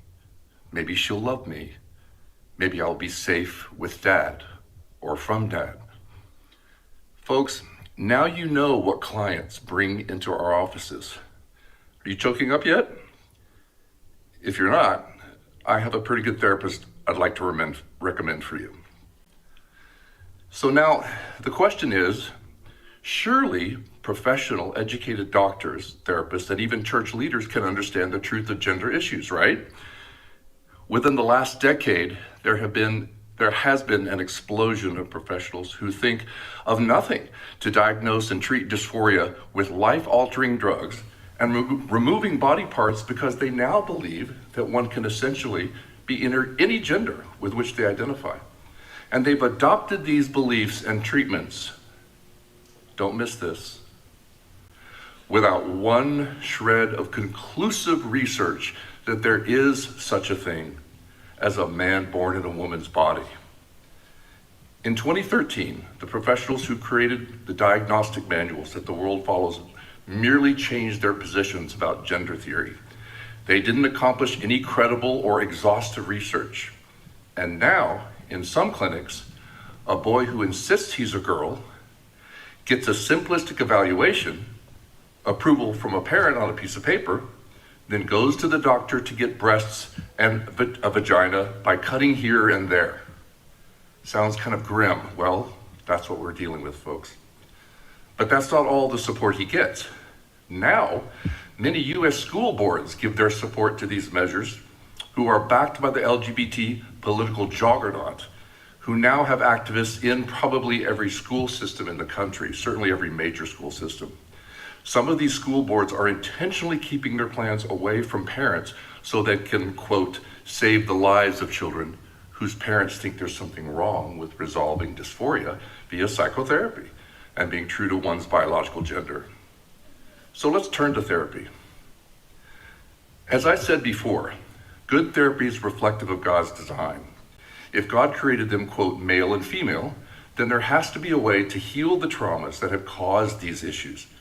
There is, and it contains truth and compassion. You know, there is no such thing as compassion without truth. Transgender medical treatment is not compassionate in reality because it's not based on truth, but real psychotherapy is. So let me tell you what goes on in my office. I'll bullet point it for you.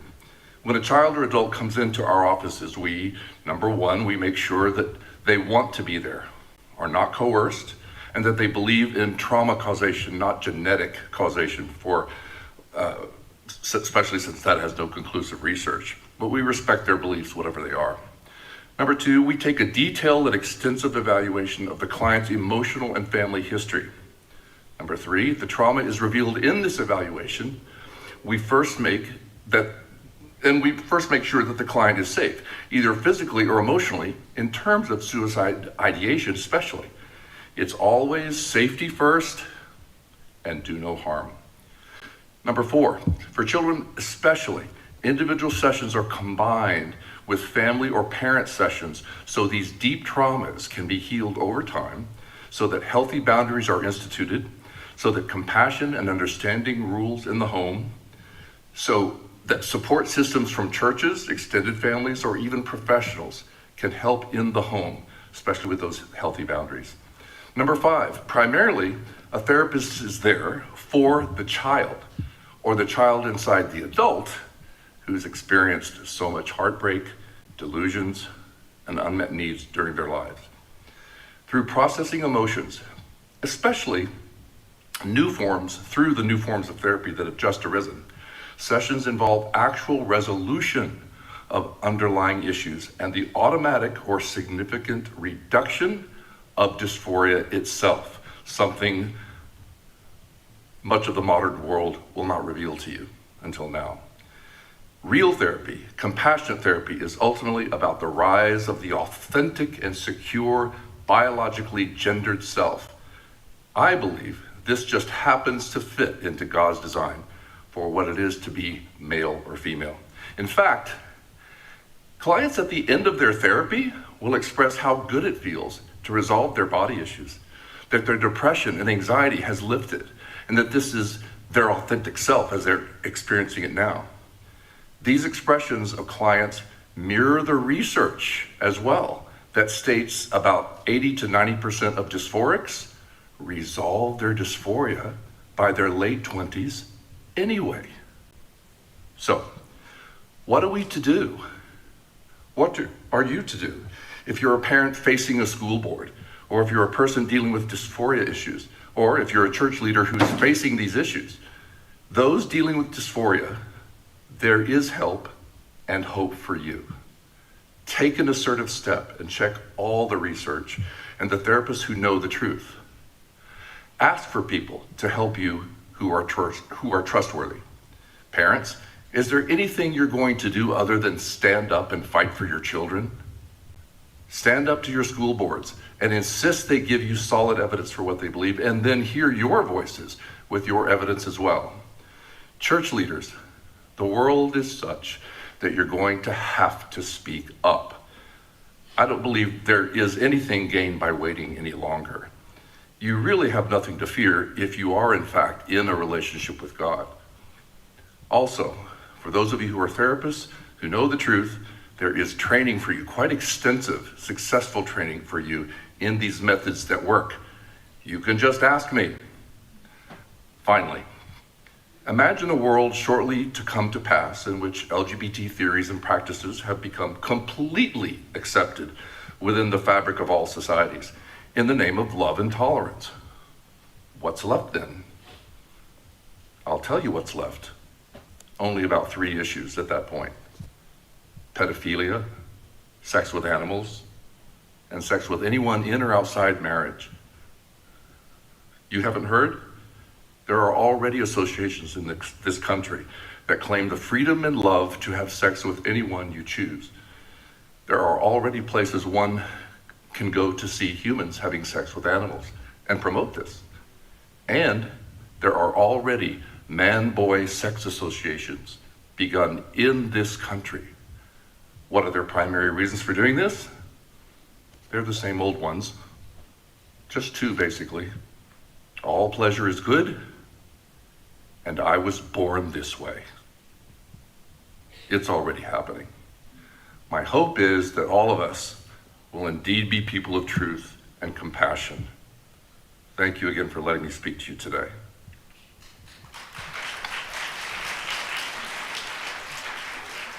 You know, one of the things that jumped out at me is those words, authentic self, because there is a culture that is using the language and using words against what is to their benefit. If somebody says, I don't know what my authentic self, there's a culture out there that says, your authentic self is this. And that's them co-opting the words and the language to make you feel like what they're telling you will make you happy and what is right for you is what you need to do, when ultimately God's design is your authentic self. And that is something to recognize as well. Dr. Julie Hamilton is a licensed marriage and family therapist in private practice, a former assistant professor of psychology in the graduate counseling psychology program at Palm Beach Atlantic University. And she speaks often on this issue, co-editor of the Handbook of Therapy for Unwanted Homosexual Attractions, a guide to treatment, and someone that we are going to present to you now with another side of the issues that we are discussing with Dr. Julie Hamilton. Hello, I'm Dr. Julie Hamilton, and I want to talk with you today about gender dysphoria. So typically, gender dysphoria is something that begins early in childhood. You can see gender confusion beginning around the ages of 2 and even 3 years old. And you'll see children who are unhappy being the boy or the girl that they are. They're uncomfortable with who they are. They want to be the opposite sex. They're identifying more as the opposite sex.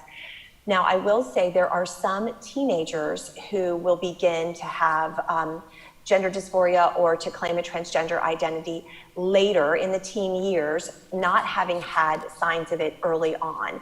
They actually call this rapid onset gender dysphoria, and that refers to adolescents or teenagers who are saying that they're transgender but do not have a history of gender confusion or gender dysphoria.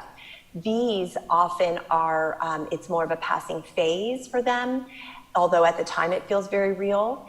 But for these children to encourage them down a transgender pathway is usually not wise, because many of them will outgrow it. In fact, even the children who start earlier in life at the age of 3 years old, many of them historically would outgrow the desire to be the opposite sex as well if they weren't encouraged down a pathway of trying to become the opposite sex. But I want to speak more about the reasons why children will, some children are uncomfortable being the biological sex that they are, and why they identify more as the opposite sex. Because I'm seeing a trend where many of these children are being encouraged to go ahead and try to be the opposite sex. And it's really unfortunate, because it's, number one, it is misleading. It's really not possible to become the opposite sex. And so we are misleading these children into thinking that they can be a boy when they're biologically a girl, or vice versa. But it's also, certainly there are many risks associated with these hormones and the later surgeries that are being recommended. But the other reason that I do want to talk about today is that there are often underlying reasons why these children feel uncomfortable being the biological sex that they are. And we're missing the point when we don't address these issues. So in other words, there are root causes that need to be addressed. Now, let me say this. It's very important that we respond with compassion to these hurting children, because if you think about the distress to anyone who is not happy being who they are, is not comfortable in their own skin, it's very distressing. So it is important that we respond with compassion and kindness and great care when dealing with these children. And then I think it's important that we consider that, as I said, that there are reasons that they feel this way. So let me share with you, I want to share some of the risk factors, and I'm going to share the screen here. Some of the risk factors that would cause a child to be uncomfortable being who they are. So here's what we know from the literature, that some of the things that can lead a child to feeling uncomfortable with their biological sex: parents wanting a child of the opposite sex. So children pick up on things. They often absorb things much more than we realize. And when parents want a boy and they end up having a girl, sometimes that little girl will become the boy that the parents wanted. So that's one risk factor, when parents have wanted a child of the opposite sex. Another risk factor is a sensitive temperament. There are some children that just have they naturally have a sensitive temperament. So these children are deep feelers. They're often deep thinkers. They take everything in at a deep level. They may perceive rejection when rejection isn't happening. They may perceive things differently than what is actually happening. That's a factor that can set a child up to be at risk for gender confusion. Other factors include having a poor relationship with the same-sex parent, having a poor relationship with same-sex peers, over-identification with the opposite sex, parental reinforcement of cross-gender behaviors. Sexual abuse is another factor, even pornography exposure. These things can set a child up for great confusion. And so I share all of this because it's important that we help children deal with the root issues, that we get to the bottom of what's going on, rather than just simply encourage a child who's uncomfortable with themselves to go ahead and pursue being the opposite sex. How about dealing with the things that are underlying that confusion and that discomfort? So let me just go quickly through some of the stages that need to happen in child development. So first, the first stage of bonding for children is all children, all babies, need to bond with the mother. Attachment to the mother sets a stage for healthy development. The next stage would be from the ages of around 1.5 to 4. Children need to be able to bond with the same-sex parent. So first they bond with the mother, that's the first attachment figure. And then the father is certainly very important as well. For little boys between 1.5 and 4, they will gravitate towards the father to learn about their own gender, to learn who they are in terms of their gender. Little girls will stay connected to the mother during this phase for them to learn who they are as female. So children begin to learn about themselves in terms of their gender through the relationship with the same-sex parent. They will bond with the same-sex parent and soak in a sense of who they are. Next, they will bond, between the ages of 5 and puberty, children need to be able to bond with members of the same-sex peer group. So little boys will need other boys to hang out with and to be friends with. Little girls will need other girls to bond with and be friends with. And so through the bonding with same-sex peers, they continue to learn and understand who they are. It's kind of like this. We learn about ourselves through relating with those who are of the same gender. That's how we learn who we are in terms of our gender. So when these stages don't happen, when children don't navigate these stages, if there's something that stops them from bonding with the same-sex parent or something that stops them from bonding with same-sex peers, it can lead to a breakdown in the development of a secure gender identity. And as I said, you can start to see signs as early as 2 and 3 years old when that bonding is not happening. Now, this isn't to blame parents. As I said earlier, a sensitive temperament can affect a child's perceptions. And so sometimes a child might perceive things differently than they are. A child might perceive that a parent is not available or accessible to them, or might have wrong perceptions. They might perceive rejection from a parent when that's not what's happening. So perceptions play a big role here. But whatever the case is, oftentimes these children have difficulty bonding with the same-sex parent or bonding with same-sex peers, or there may be other factors disrupting their development, such as sexual abuse or exposure to traumas or other things that may be going on. There could be a number of factors. But my point is that it's so important that we help children deal with these issues, and rather than just encouraging them to try to be the opposite sex, it's important that we get to the bottom of what's going on. And it may be different for each individual child, but that's why I say it's so important that we take great care and compassion in responding to these children, and that we realize that there may be deeper issues that need to be dealt with. And in dealing with these deeper issues, we can help them resolve this confusion that they're experiencing. Thank you so much for your time and attention.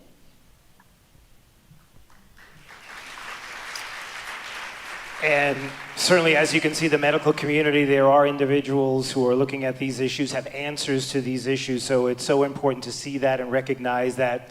And certainly the one thing I noticed from the screen was the footnotes and how important it is to see those, because footnotes are important, because sometimes, I think as Maria mentioned earlier, there are those that will take footnotes and make you think that they have the answers there because the footnotes are there, and then you can see specifically where they're getting their information from. But on the other side of that, you also see footnotes where you can actually see where some of the things being discussed are coming at as well, where one is trying to make it look as if they have the facts and the information, but you can see the biases if you look. And hey, listen, if they want to show that, then that's fantastic, because we can see and then we can decipher what's going on. On the other side, the footnoting of specific issues when it comes to the medical side of things is also something that's very, very important. Walt Heyer lived as a transgender woman for 8 years. He transitioned back to male over 30 years ago, and now using this unique platform that he has as someone, an insider, to help others, to be able to communicate with those that are caught in the snare of transgender ideology. In the book Trans Lives Survivor is a book that I would highly encourage you to get. And in this book, the latest research, you have stories from individuals that you can see for yourself, their stories and situations, and a very important book to have on hand. And I would encourage you to get this book. And as I introduce him to the stage, ladies and gentlemen, this is Walt Heyer. Thank you. Here, we can put this down. Have you got, yeah, I'm live. I am alive, yes. What a pleasure it is to be here today. It's an honor to be able to speak on this issue, especially as old as I am, to be able to stand up and talk. I'm 80 years old and still going. The Lord has brought me up to do this. I I made it this far because I also have 35 years clean and sober because I was an alcoholic and a drug addict. And in full disclosure, over here is my wife of 24 years. So we're going to talk about redemption and restoration through the power and grace of Jesus Christ, because that's what it's about. Not only that, I want to get something really clear before we get too far. When the sperm hits the egg, the game is over. Ain't nothing going to change after that, okay? We can mess around with all this nonsense about gender identity and everything, but God already got the answer right with the sperm and the egg. Done deal. All right? Now, what happens after that is why we're speaking here today, because there's a lot of people that want to cancel God. They want to erase God. They want to erase male and female. We're not going to let them do it. We're going to stand up. That's why we're here. You know, my little journey started 77 years ago, and in my situation, it was because at 4 years old, my grandmother, I was being babysat when my parents would drop me off at her house, and she made women's dresses. And so when I was there, I watched her making dresses, and there was a curiosity as a 4-year-old about her making dresses for these women. And I would lean on the sewing machine as she would craft another dress for somebody that she would make money doing. And so what did my grandmother do out of my curiosity? She made me a purple chiffon, full-length evening dress and put me in that dress, floor length, began to tell me how cute I was as a little girl. She affirmed me. I could not get that kind of affirmation and love from her unless I was wearing the purple dress. What we need to understand when we think about what's going on with our young people, remember I was 4 years old. What we need to understand is that when we put a boy in a dress, and it doesn't look like it at the moment. It looks very benign. It almost looks like it's fun, and people will laugh and think it's cool, right? It's causing psychological, emotional, and oftentimes sexual damage to the development of that young child. And that's what happened to me. And when we put a boy in a dress like my grandmother did me, let's be clear. Let's not try to sugarcoat this. It's child abuse. It's child abuse. It's child abuse when you harm somebody's emotional stability. It's child abuse when you cause them to speak about something that happened 77 years earlier. It's not benign, is it? I didn't go on to not have been affected by it. I was deeply affected by it. The fact of the matter is that it caused such turmoil in my life for over 50 years. For over 50 years. It affected almost everything that I did. It was affecting me every day. As a young child, when Grandma, for 2.5 years, that little purple dress stayed at her house when I was there. And for 2.5 years when I was there, I would be in that purple dress. I got so accustomed to wanting that affirmation, that excitement of having someone fawn over me and love on me, and the only way I could get it was to put on the dress. So addicted to that affirmation, I took the dress home in a brown paper bag. I didn't tell Grandma because she said this was our little secret. For 2.5 years, my parents never knew what Grandma was doing. It was our little secret. When we have secrets, we keep them because there's something wrong with what we're doing. That's why it's a secret. I brought the dress home in a brown paper bag and put it in my dresser, thinking it was safe. My mom found the paper bag, opened it up, and asked me, "Where did you get this?" I said, "Your mother made it for me." Now, my mom told my dad, and there was the biggest explosion in the house that I could ever remember. The arguing and the fighting and the yelling and the screaming and the slamming of doors because of that purple dress. And because I felt deeply responsible for what was going on because I broke the secret. Not about what Grandma had done in making me a purple dress, but what I had done to cause my mom and dad to fight. I couldn't go back to Grandma's house without my mom and dad being there because it wasn't a safe place.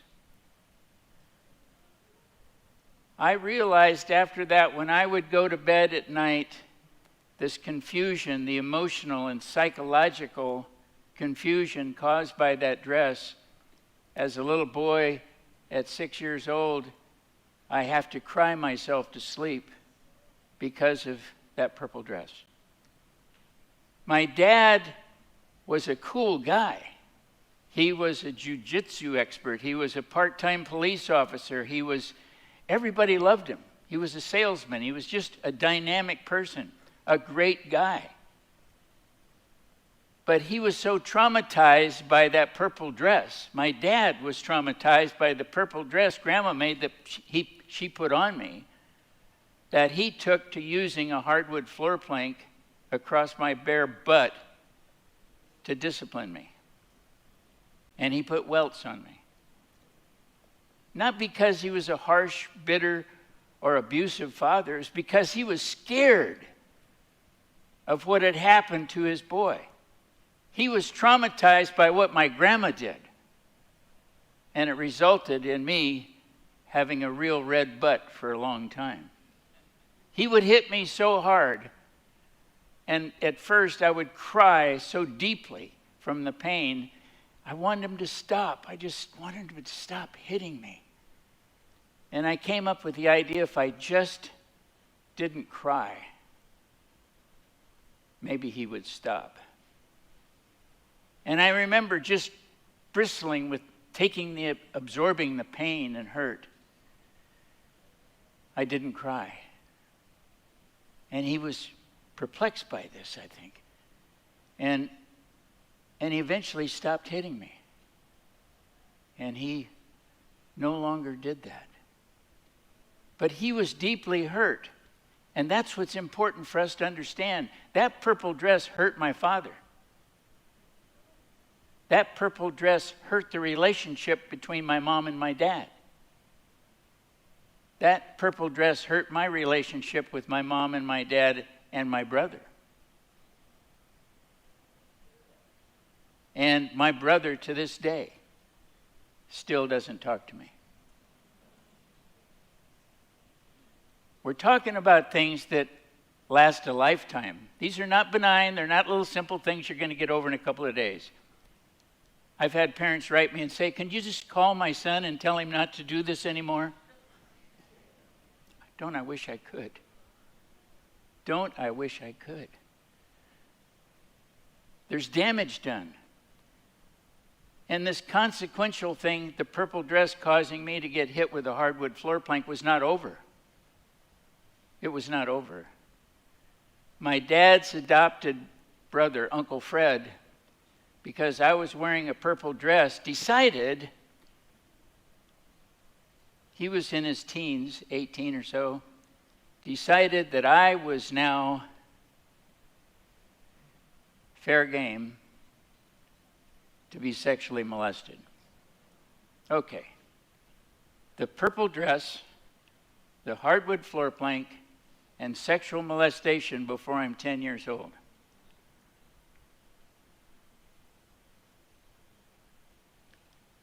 Here's what's instructive. I don't want you to forget this. Forget that the pain issue. I can get over that. What's important? It started by a purple dress being put on a young boy. That's the clue. Don't do it. It's child abuse. I don't want anybody to leave here today, or anybody that hears me today, think that it isn't. Something happens. The letters I get from people to my website oftentimes have stories in it about being dressed as a young boy or a young girl, oftentimes by an older sibling or a neighbor kid or somebody. It's not good. Look at the epidemic. I have a website, sexchangeregret.com, that my wife and I started about 12 or 13 years ago. In the last 7 years, we've had over 2 million looks to the website, people checking it out. Over 2 million. I've got over 10,000 emails in my inbox answering letters. My organization and my staff and my big office is a reclining chair in the living room, and my wife and I and one single computer answering questions starting oftentimes at 4 in the morning until 9 at night. 7 days a week, 365 days a year. Sex change regret is real. I'm here to talk about the consequences. So as I grew up and moved beyond all these things that happened, I'm trying to deal with them on an emotional level. I saw a headline, Christine Jorgensen, a soldier becomes a female. They had the word transsexual, I believe, or transgender. And I thought, oh, there it is. You see, before that time, in the 40s, when Grandma put me in a dress, there was no gender dysphoria. There were no transgenders. There was none of this stuff. It was just damage done to a young boy by a purple dress. It wasn't complicated. Now we've sort of glamorized it with all these terms. Gender dysphoria. It's not a diagnosis. It's a symptom that tells you something has happened to that child, that you need to find out what it was, and you need to work on that. And you don't give them hormones or cut off parts of their body as treatment for something that happened in their childhood. That is insane.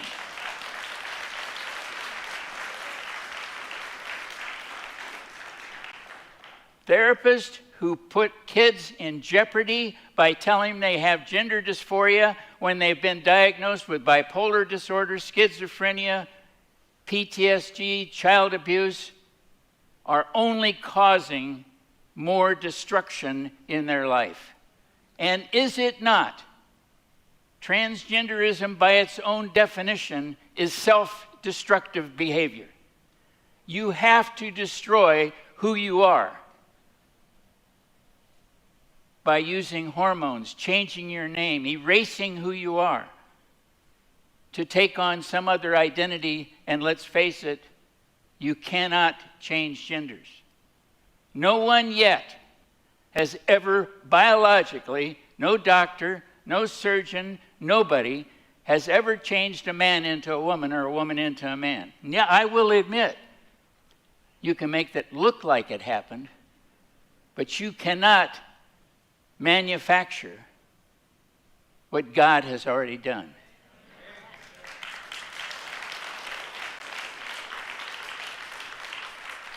There is only one person that makes genders, and it's God. Man can only destroy what God made. And he's doing one tremendous job of it, isn't he? We've got to stop him. That's why I'm here. It's Wake Up America. Today, in working with people, I'm working with a 26-year-old individual right now who had surgery to change his gender. He's been in the care of psychiatric doctors since 2013. He has been diagnosed with schizophrenia, bipolar I disorder, PTSD. He was sexually abused by his brother, physically abused by his dad as a youngster. In March, they changed his gender. They cut his body parts off. He contacted me 5 weeks ago, out of the blue, writing a letter. Walt, can you help me get my life back? I want my penis back. I'm not homosexual. I want to have a wife. I want to have kids. It's never going to happen. They've destroyed him. Who in the world, what psychiatric doctor, what surgeon would ever cut the genitals off of someone who has schizophrenia, bipolar I disorder, PTSD, and was sexually abused? I don't even want to tell you what I'd like to do to the surgeon who did this one. They're the ones that somebody should be carving up. And I'd like to be the first one in line to do it. We are destroying an entire generation of children with this complete insanity.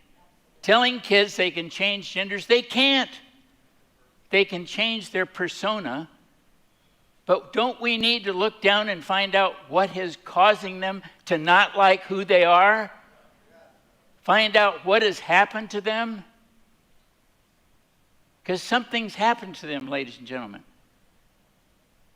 I always ask the parents when they write me, tell me if you know what happened to that child. Did they have, one girl said, I had a bad dad. She was sexually abused. There's always a story behind somebody who doesn't like themselves. Healthy people like themselves. And when we hear, which we have already today, that you're 19 times more likely to be successful at killing yourself after you change genders, why are we putting people at risk? 19 times greater risk. No, it's because we're not dealing with the underlying comorbid disorders that are causing them to not like who they are. Suicide.org, as an example, says on their website, that Walt Heyer didn't say this, Suicide.org says 90% of all suicides are caused by untreated, undiagnosed mental disorders that were ignored. And therapists who now identify kids with gender dysphoria ignore all comorbidities. For them, they don't exist. They don't care. You could be sexually abused. You can have any kind of disorder in the world. They don't care. You're on a pathway to having your body reconstructed and loaded with hormones. To their satisfaction and to your detriment. Why is my website so popular? It's because there's so much regret. Because people are being damaged. I was fortunate. I got sober. And I found Jesus Christ.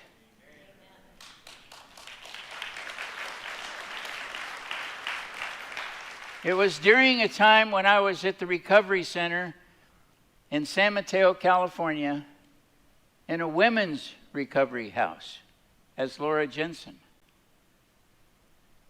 that I started going to AA meetings, 3 a day, as an alcoholic and a drug addict. I was so caught up in all that had been going on. I'd never dealt with that purple dress. I'd never dealt with the physical abuse or the sexual abuse. I was just pouring alcohol in my body and using cocaine and anything else I could to numb the pain of what had happened.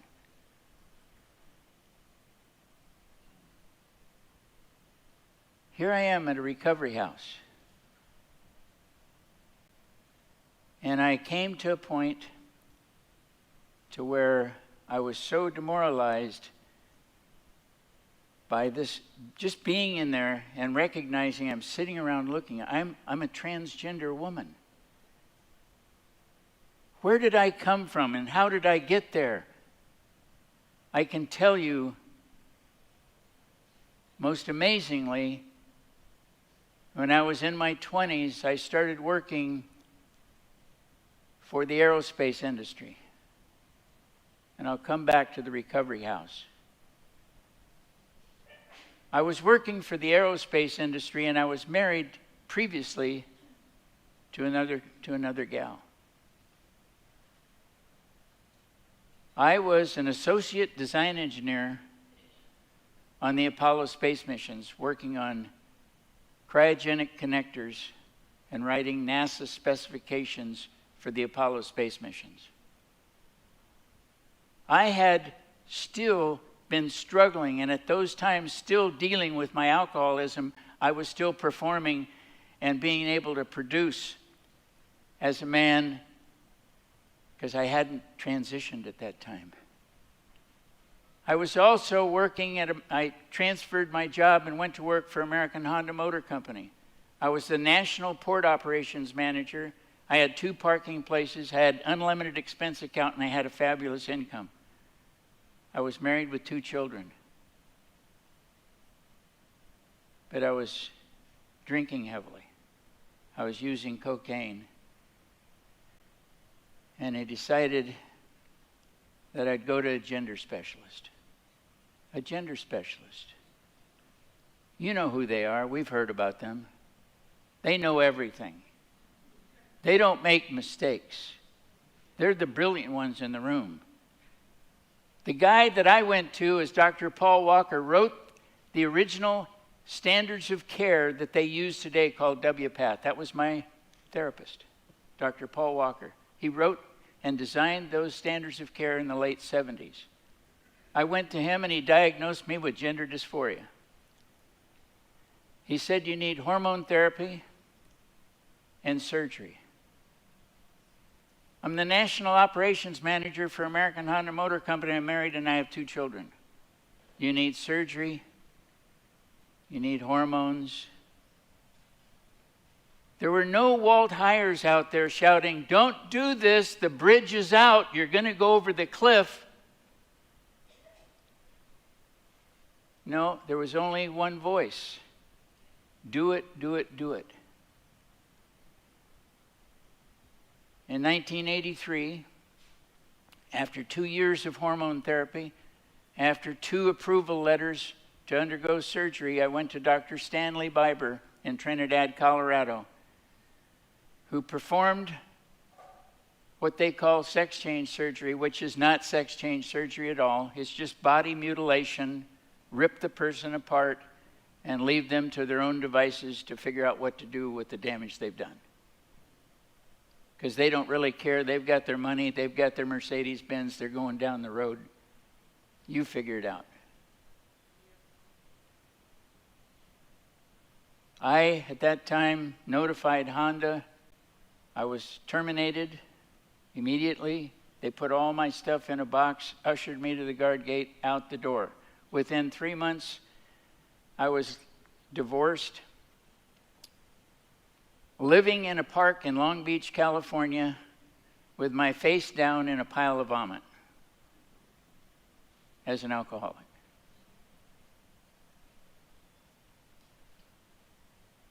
This is not good. But it was just previous to that, I'll get back to that point, where I went to the surgeon and had that surgery in Trinidad in 1983, and coming back to identify as a woman.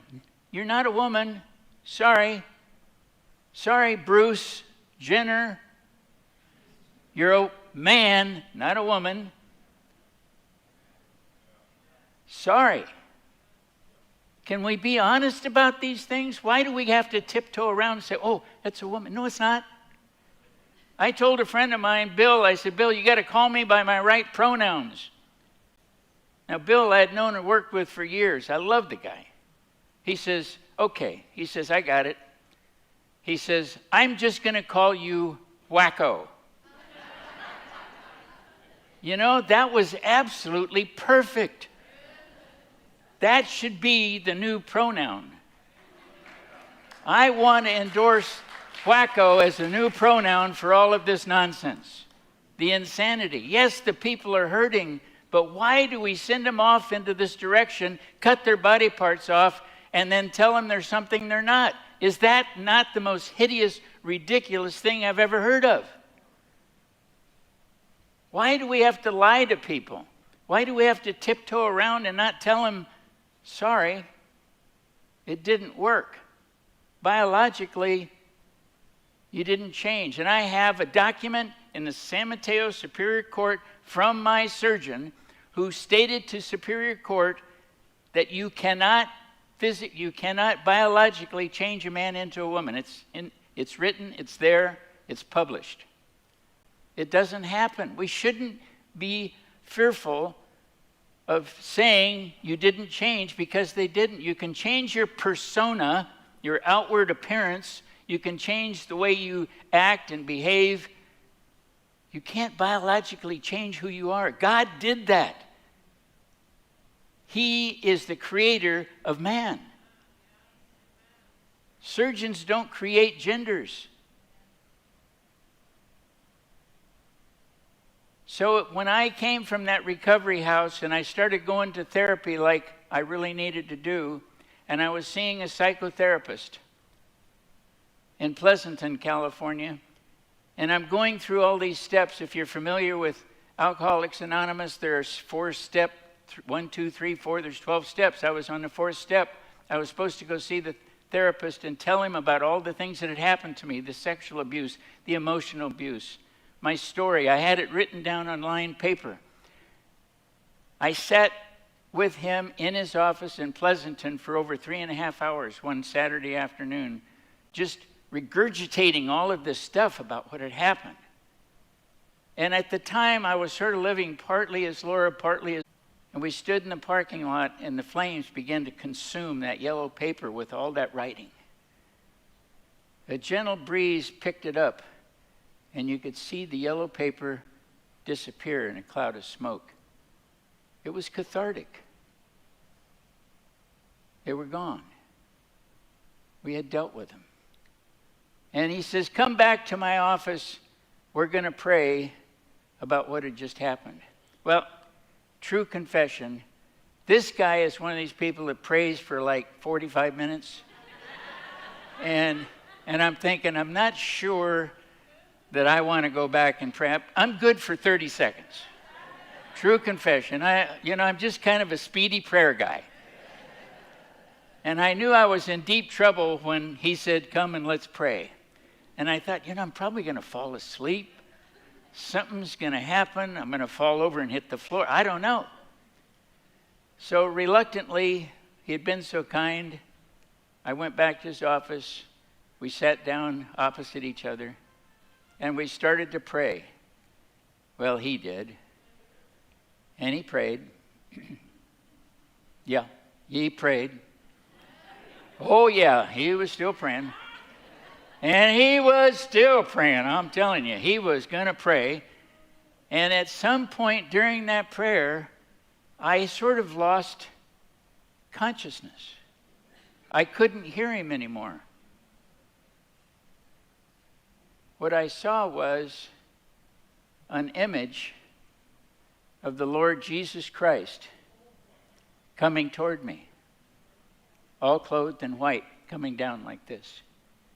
And I saw the Lord was looking at something in front of me. And it was a little baby.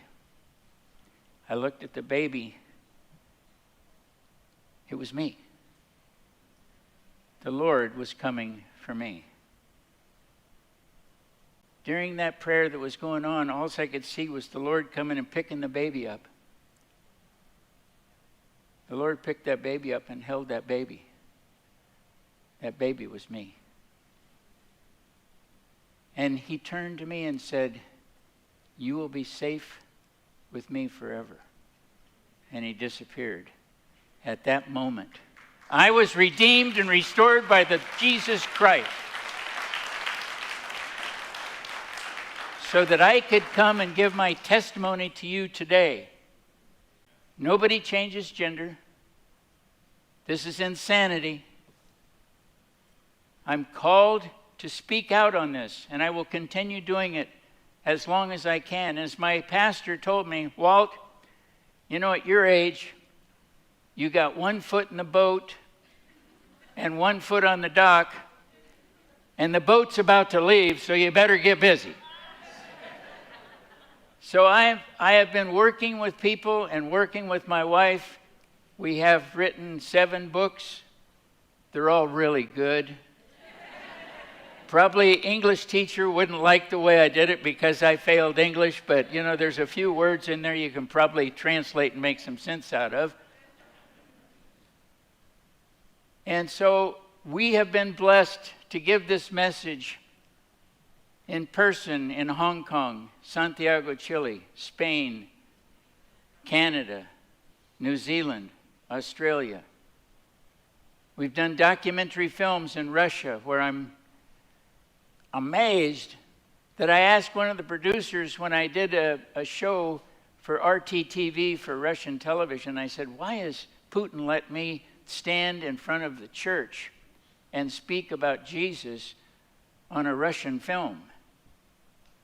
And the producer told me Putin is kind of concerned about how transgenders are ruining families in Russia. How would you like to hear about that from our president?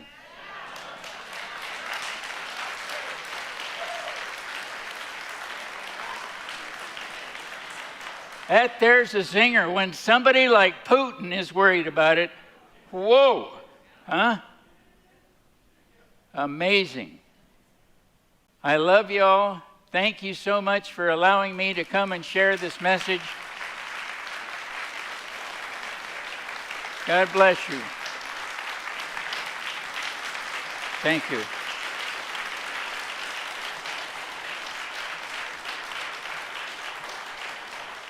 Walt, I have some questions, if I may. Oh, I'm so sorry. Oh, that's all right. You weren't ready for me, were you? Oh, I'm never ready for you, but it's all right. I was going to say, I'm a talk show host, so you can imagine That's a little scary. I have lots of questions. Oh, man. I could spend a long time with you. You know, as I'm looking at the book, as I'm listening to you speak, and you just brought that up, yeah, maybe dig into that just a little more for me.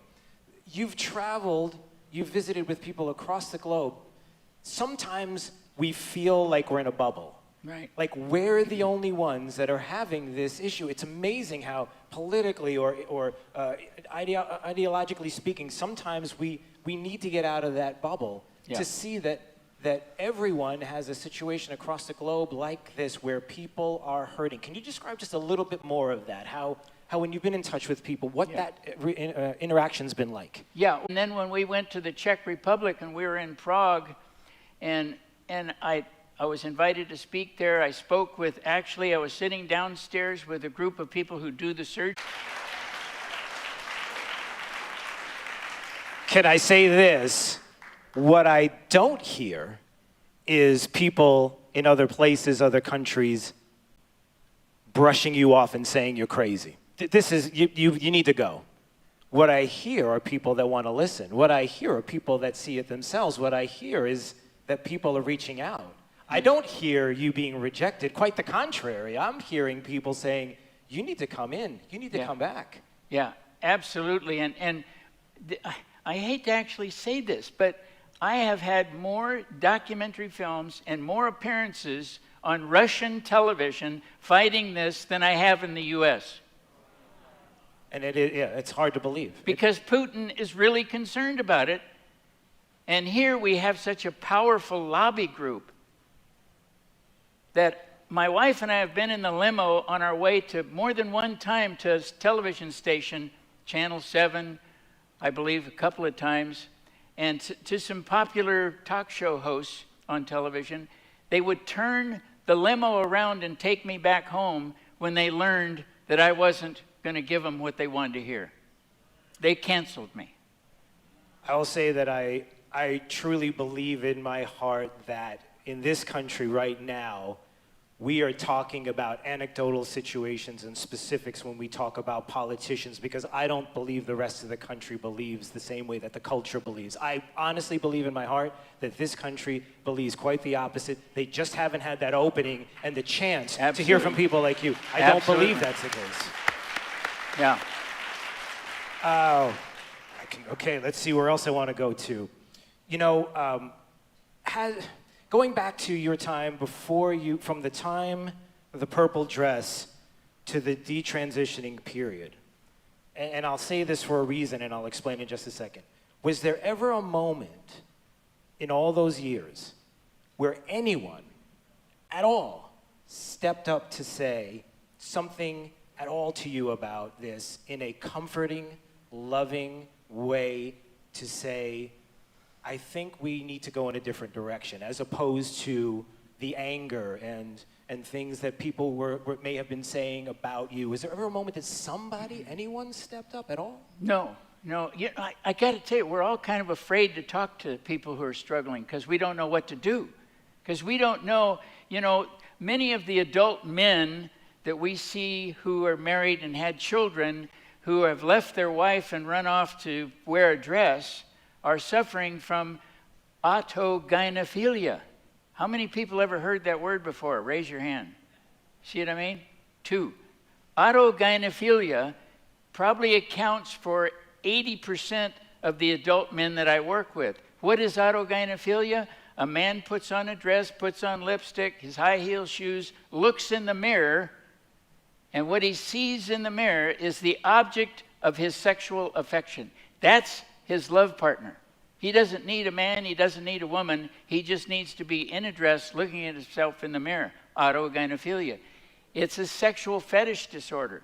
There's another one called a transvestic fetish, where somebody gets the idea about a piece of clothing, just maybe 1 or 2 pieces of clothing, that becomes a sexual arouser. They're both sexual arousal conditions.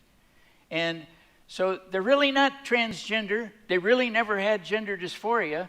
They have a diagnosable disorder, but nobody wants to talk about it. It's not fashionable to say, I've got autogynephilia, or I have a sexual fetish disorder. And so many of the men, my wife knows when I work with a wife who's written me and says, my husband's wearing a dress, he's leaving the house, they say, is he becoming sexually aroused when he puts on women's clothing? And she'll write back and say, yes. I said, well, have him sit down in front of the computer and look up autogynephilia. They write back and say, yeah, that's it. One guy had been in therapy for over 20 years. He wrote me one email and said, this is what I'm doing. I wrote him back and I said, are you becoming sexually aroused by wearing women's clothing? He said, yeah. I said, look up autogynephilia. He said, the therapist never said anything. Just affirm me as wearing a dress and being transgender. He said, autogynephilia is what I've been dealing with and nobody would tell me but you. And that is exactly where I was going to go, because as you read through the book Trans Life Survivors and you look and you see the stories, the one thing that jumps out as well at me is, for lack of a better way of putting it, a failure of therapists to be able to speak and diagnose specifically to those individuals, to say that, to be helpful, to speak to that, not only from the past, but even today. Yeah. Because like you said, they've already have their mind made up. It's a failure on their part because they have an agenda, unfortunately. That's my worry, that it's there, as opposed to ones that really want to reach out for help. Yeah, because they're suffering from something like body dysmorphia, or they're suffering from a dissociative disorder. I mean, one of the very first disorders I ever read about was from Cornell University when I was studying psychology at UC Santa Cruz to become a therapist, was that this condition where this boy's mother died, and he took on this female identity, and in therapy they discovered that he took on her identity for what reason? So that he could feel like his mother was still alive. That was his way of keeping his mother alive. He didn't have gender dysphoria. He wasn't a transgender. He was trying to keep his mom alive. He didn't want her to die. He was going to take on her persona. My wife knows, I dig down deep. I actually ignore gender dysphoria and go for the real issues. because there's something down there. Unfortunately, gender dysphoria, when we use that term, it prevents us from going deeper, doesn't it? It's sort of like, okay, now we get the blockers, now we do this, now we do that. No, I want to know what happened. I want to know what happened to them that caused them to not like who they are, because that's the issue. I want to know why they want to destroy who they are to become someone who they cannot be. Thank you so much for telling us your story, Walt. Walt Heyer, everybody. Stay right here, Walt. Oh, okay. Thank God for everybody. We want to thank you, those of you watching on Truth and Liberty, Family Research Council, your Christian television network, and thank you, Drew Steele of Fox News Radio here in Fort Myers, Southwest Florida, for emceeing us today. And Walt Heyer, all 7 of his books are on his website, sexchangeregret.com. We have some of the books in the back. Those of you watching online, you can go to sexchangeregret.com and get it to every school board member. One thing I want to mention is Pastor Robert Roper, who's staying incognito in the back with Operation Millstone. He's the visionary behind this event today, and we couldn't do it without the vision. First Baptist Church of Alva, Florida. Those of you watching around the world, if you would like to give to support this, we have a little bit of a shortfall with the budget. It was about $20,000, $21,000 to do this. You can go to alvabaptist.com and just donate as you purpose in your heart. God's love for you is not going to change if you didn't give a blessed dime. But if you want to help to make a difference so that we can continue to expand this movement and meet the budget, just go to alvabaptist.com, or you can make a check out to First Baptist Church Alva, those of you in the audience. Thank you for standing up, and we're going to hear more at the end of this broadcast. And we just want you to know we love you, and we thank all the speakers for all being here. Any closing words you want to add, Drew? I got to get to Maria for my English lesson in just about 10 more minutes, so we're going to double check on that because I'm not going to lose the opportunity while I have it. And the other thing is this. The one thing that I can't emphasize enough to my audience, whether it's politically or emotionally, the issues of critical race theory or the issues of gender is, number 1, be informed. Number 2, be bold. Yes. Be bold in your convictions because you are right. Come on. Be bold. Don't be afraid to speak in kindness, but the idea is to step out. And the way you do that confidently, just like anything else in life, is to be able to do that with the information that you can gather with like this from Walt Heyer and others. I cannot emphasize that enough. Arm yourself with the information that you need to make to be able to step out boldly, and we do appreciate that. And you know what, friend? Remember, people like Kathy, Grace, Duncan, pray for these people. Those of you watching around the country, pray for these people. And the church is to lead on the social issues of today. So let's occupy until Jesus comes. You know you're the largest voting bloc in the country. Stand up and be counted. Don't let politicians and others lead you. You lead as the body of Christ, okay? We love you. Those of you watching, thank you. Thank you, Truth and Liberty. Thank you, Family Research Council. And thank you, Christian Television Network. God bless you. Amen. Christy, don't leave yet.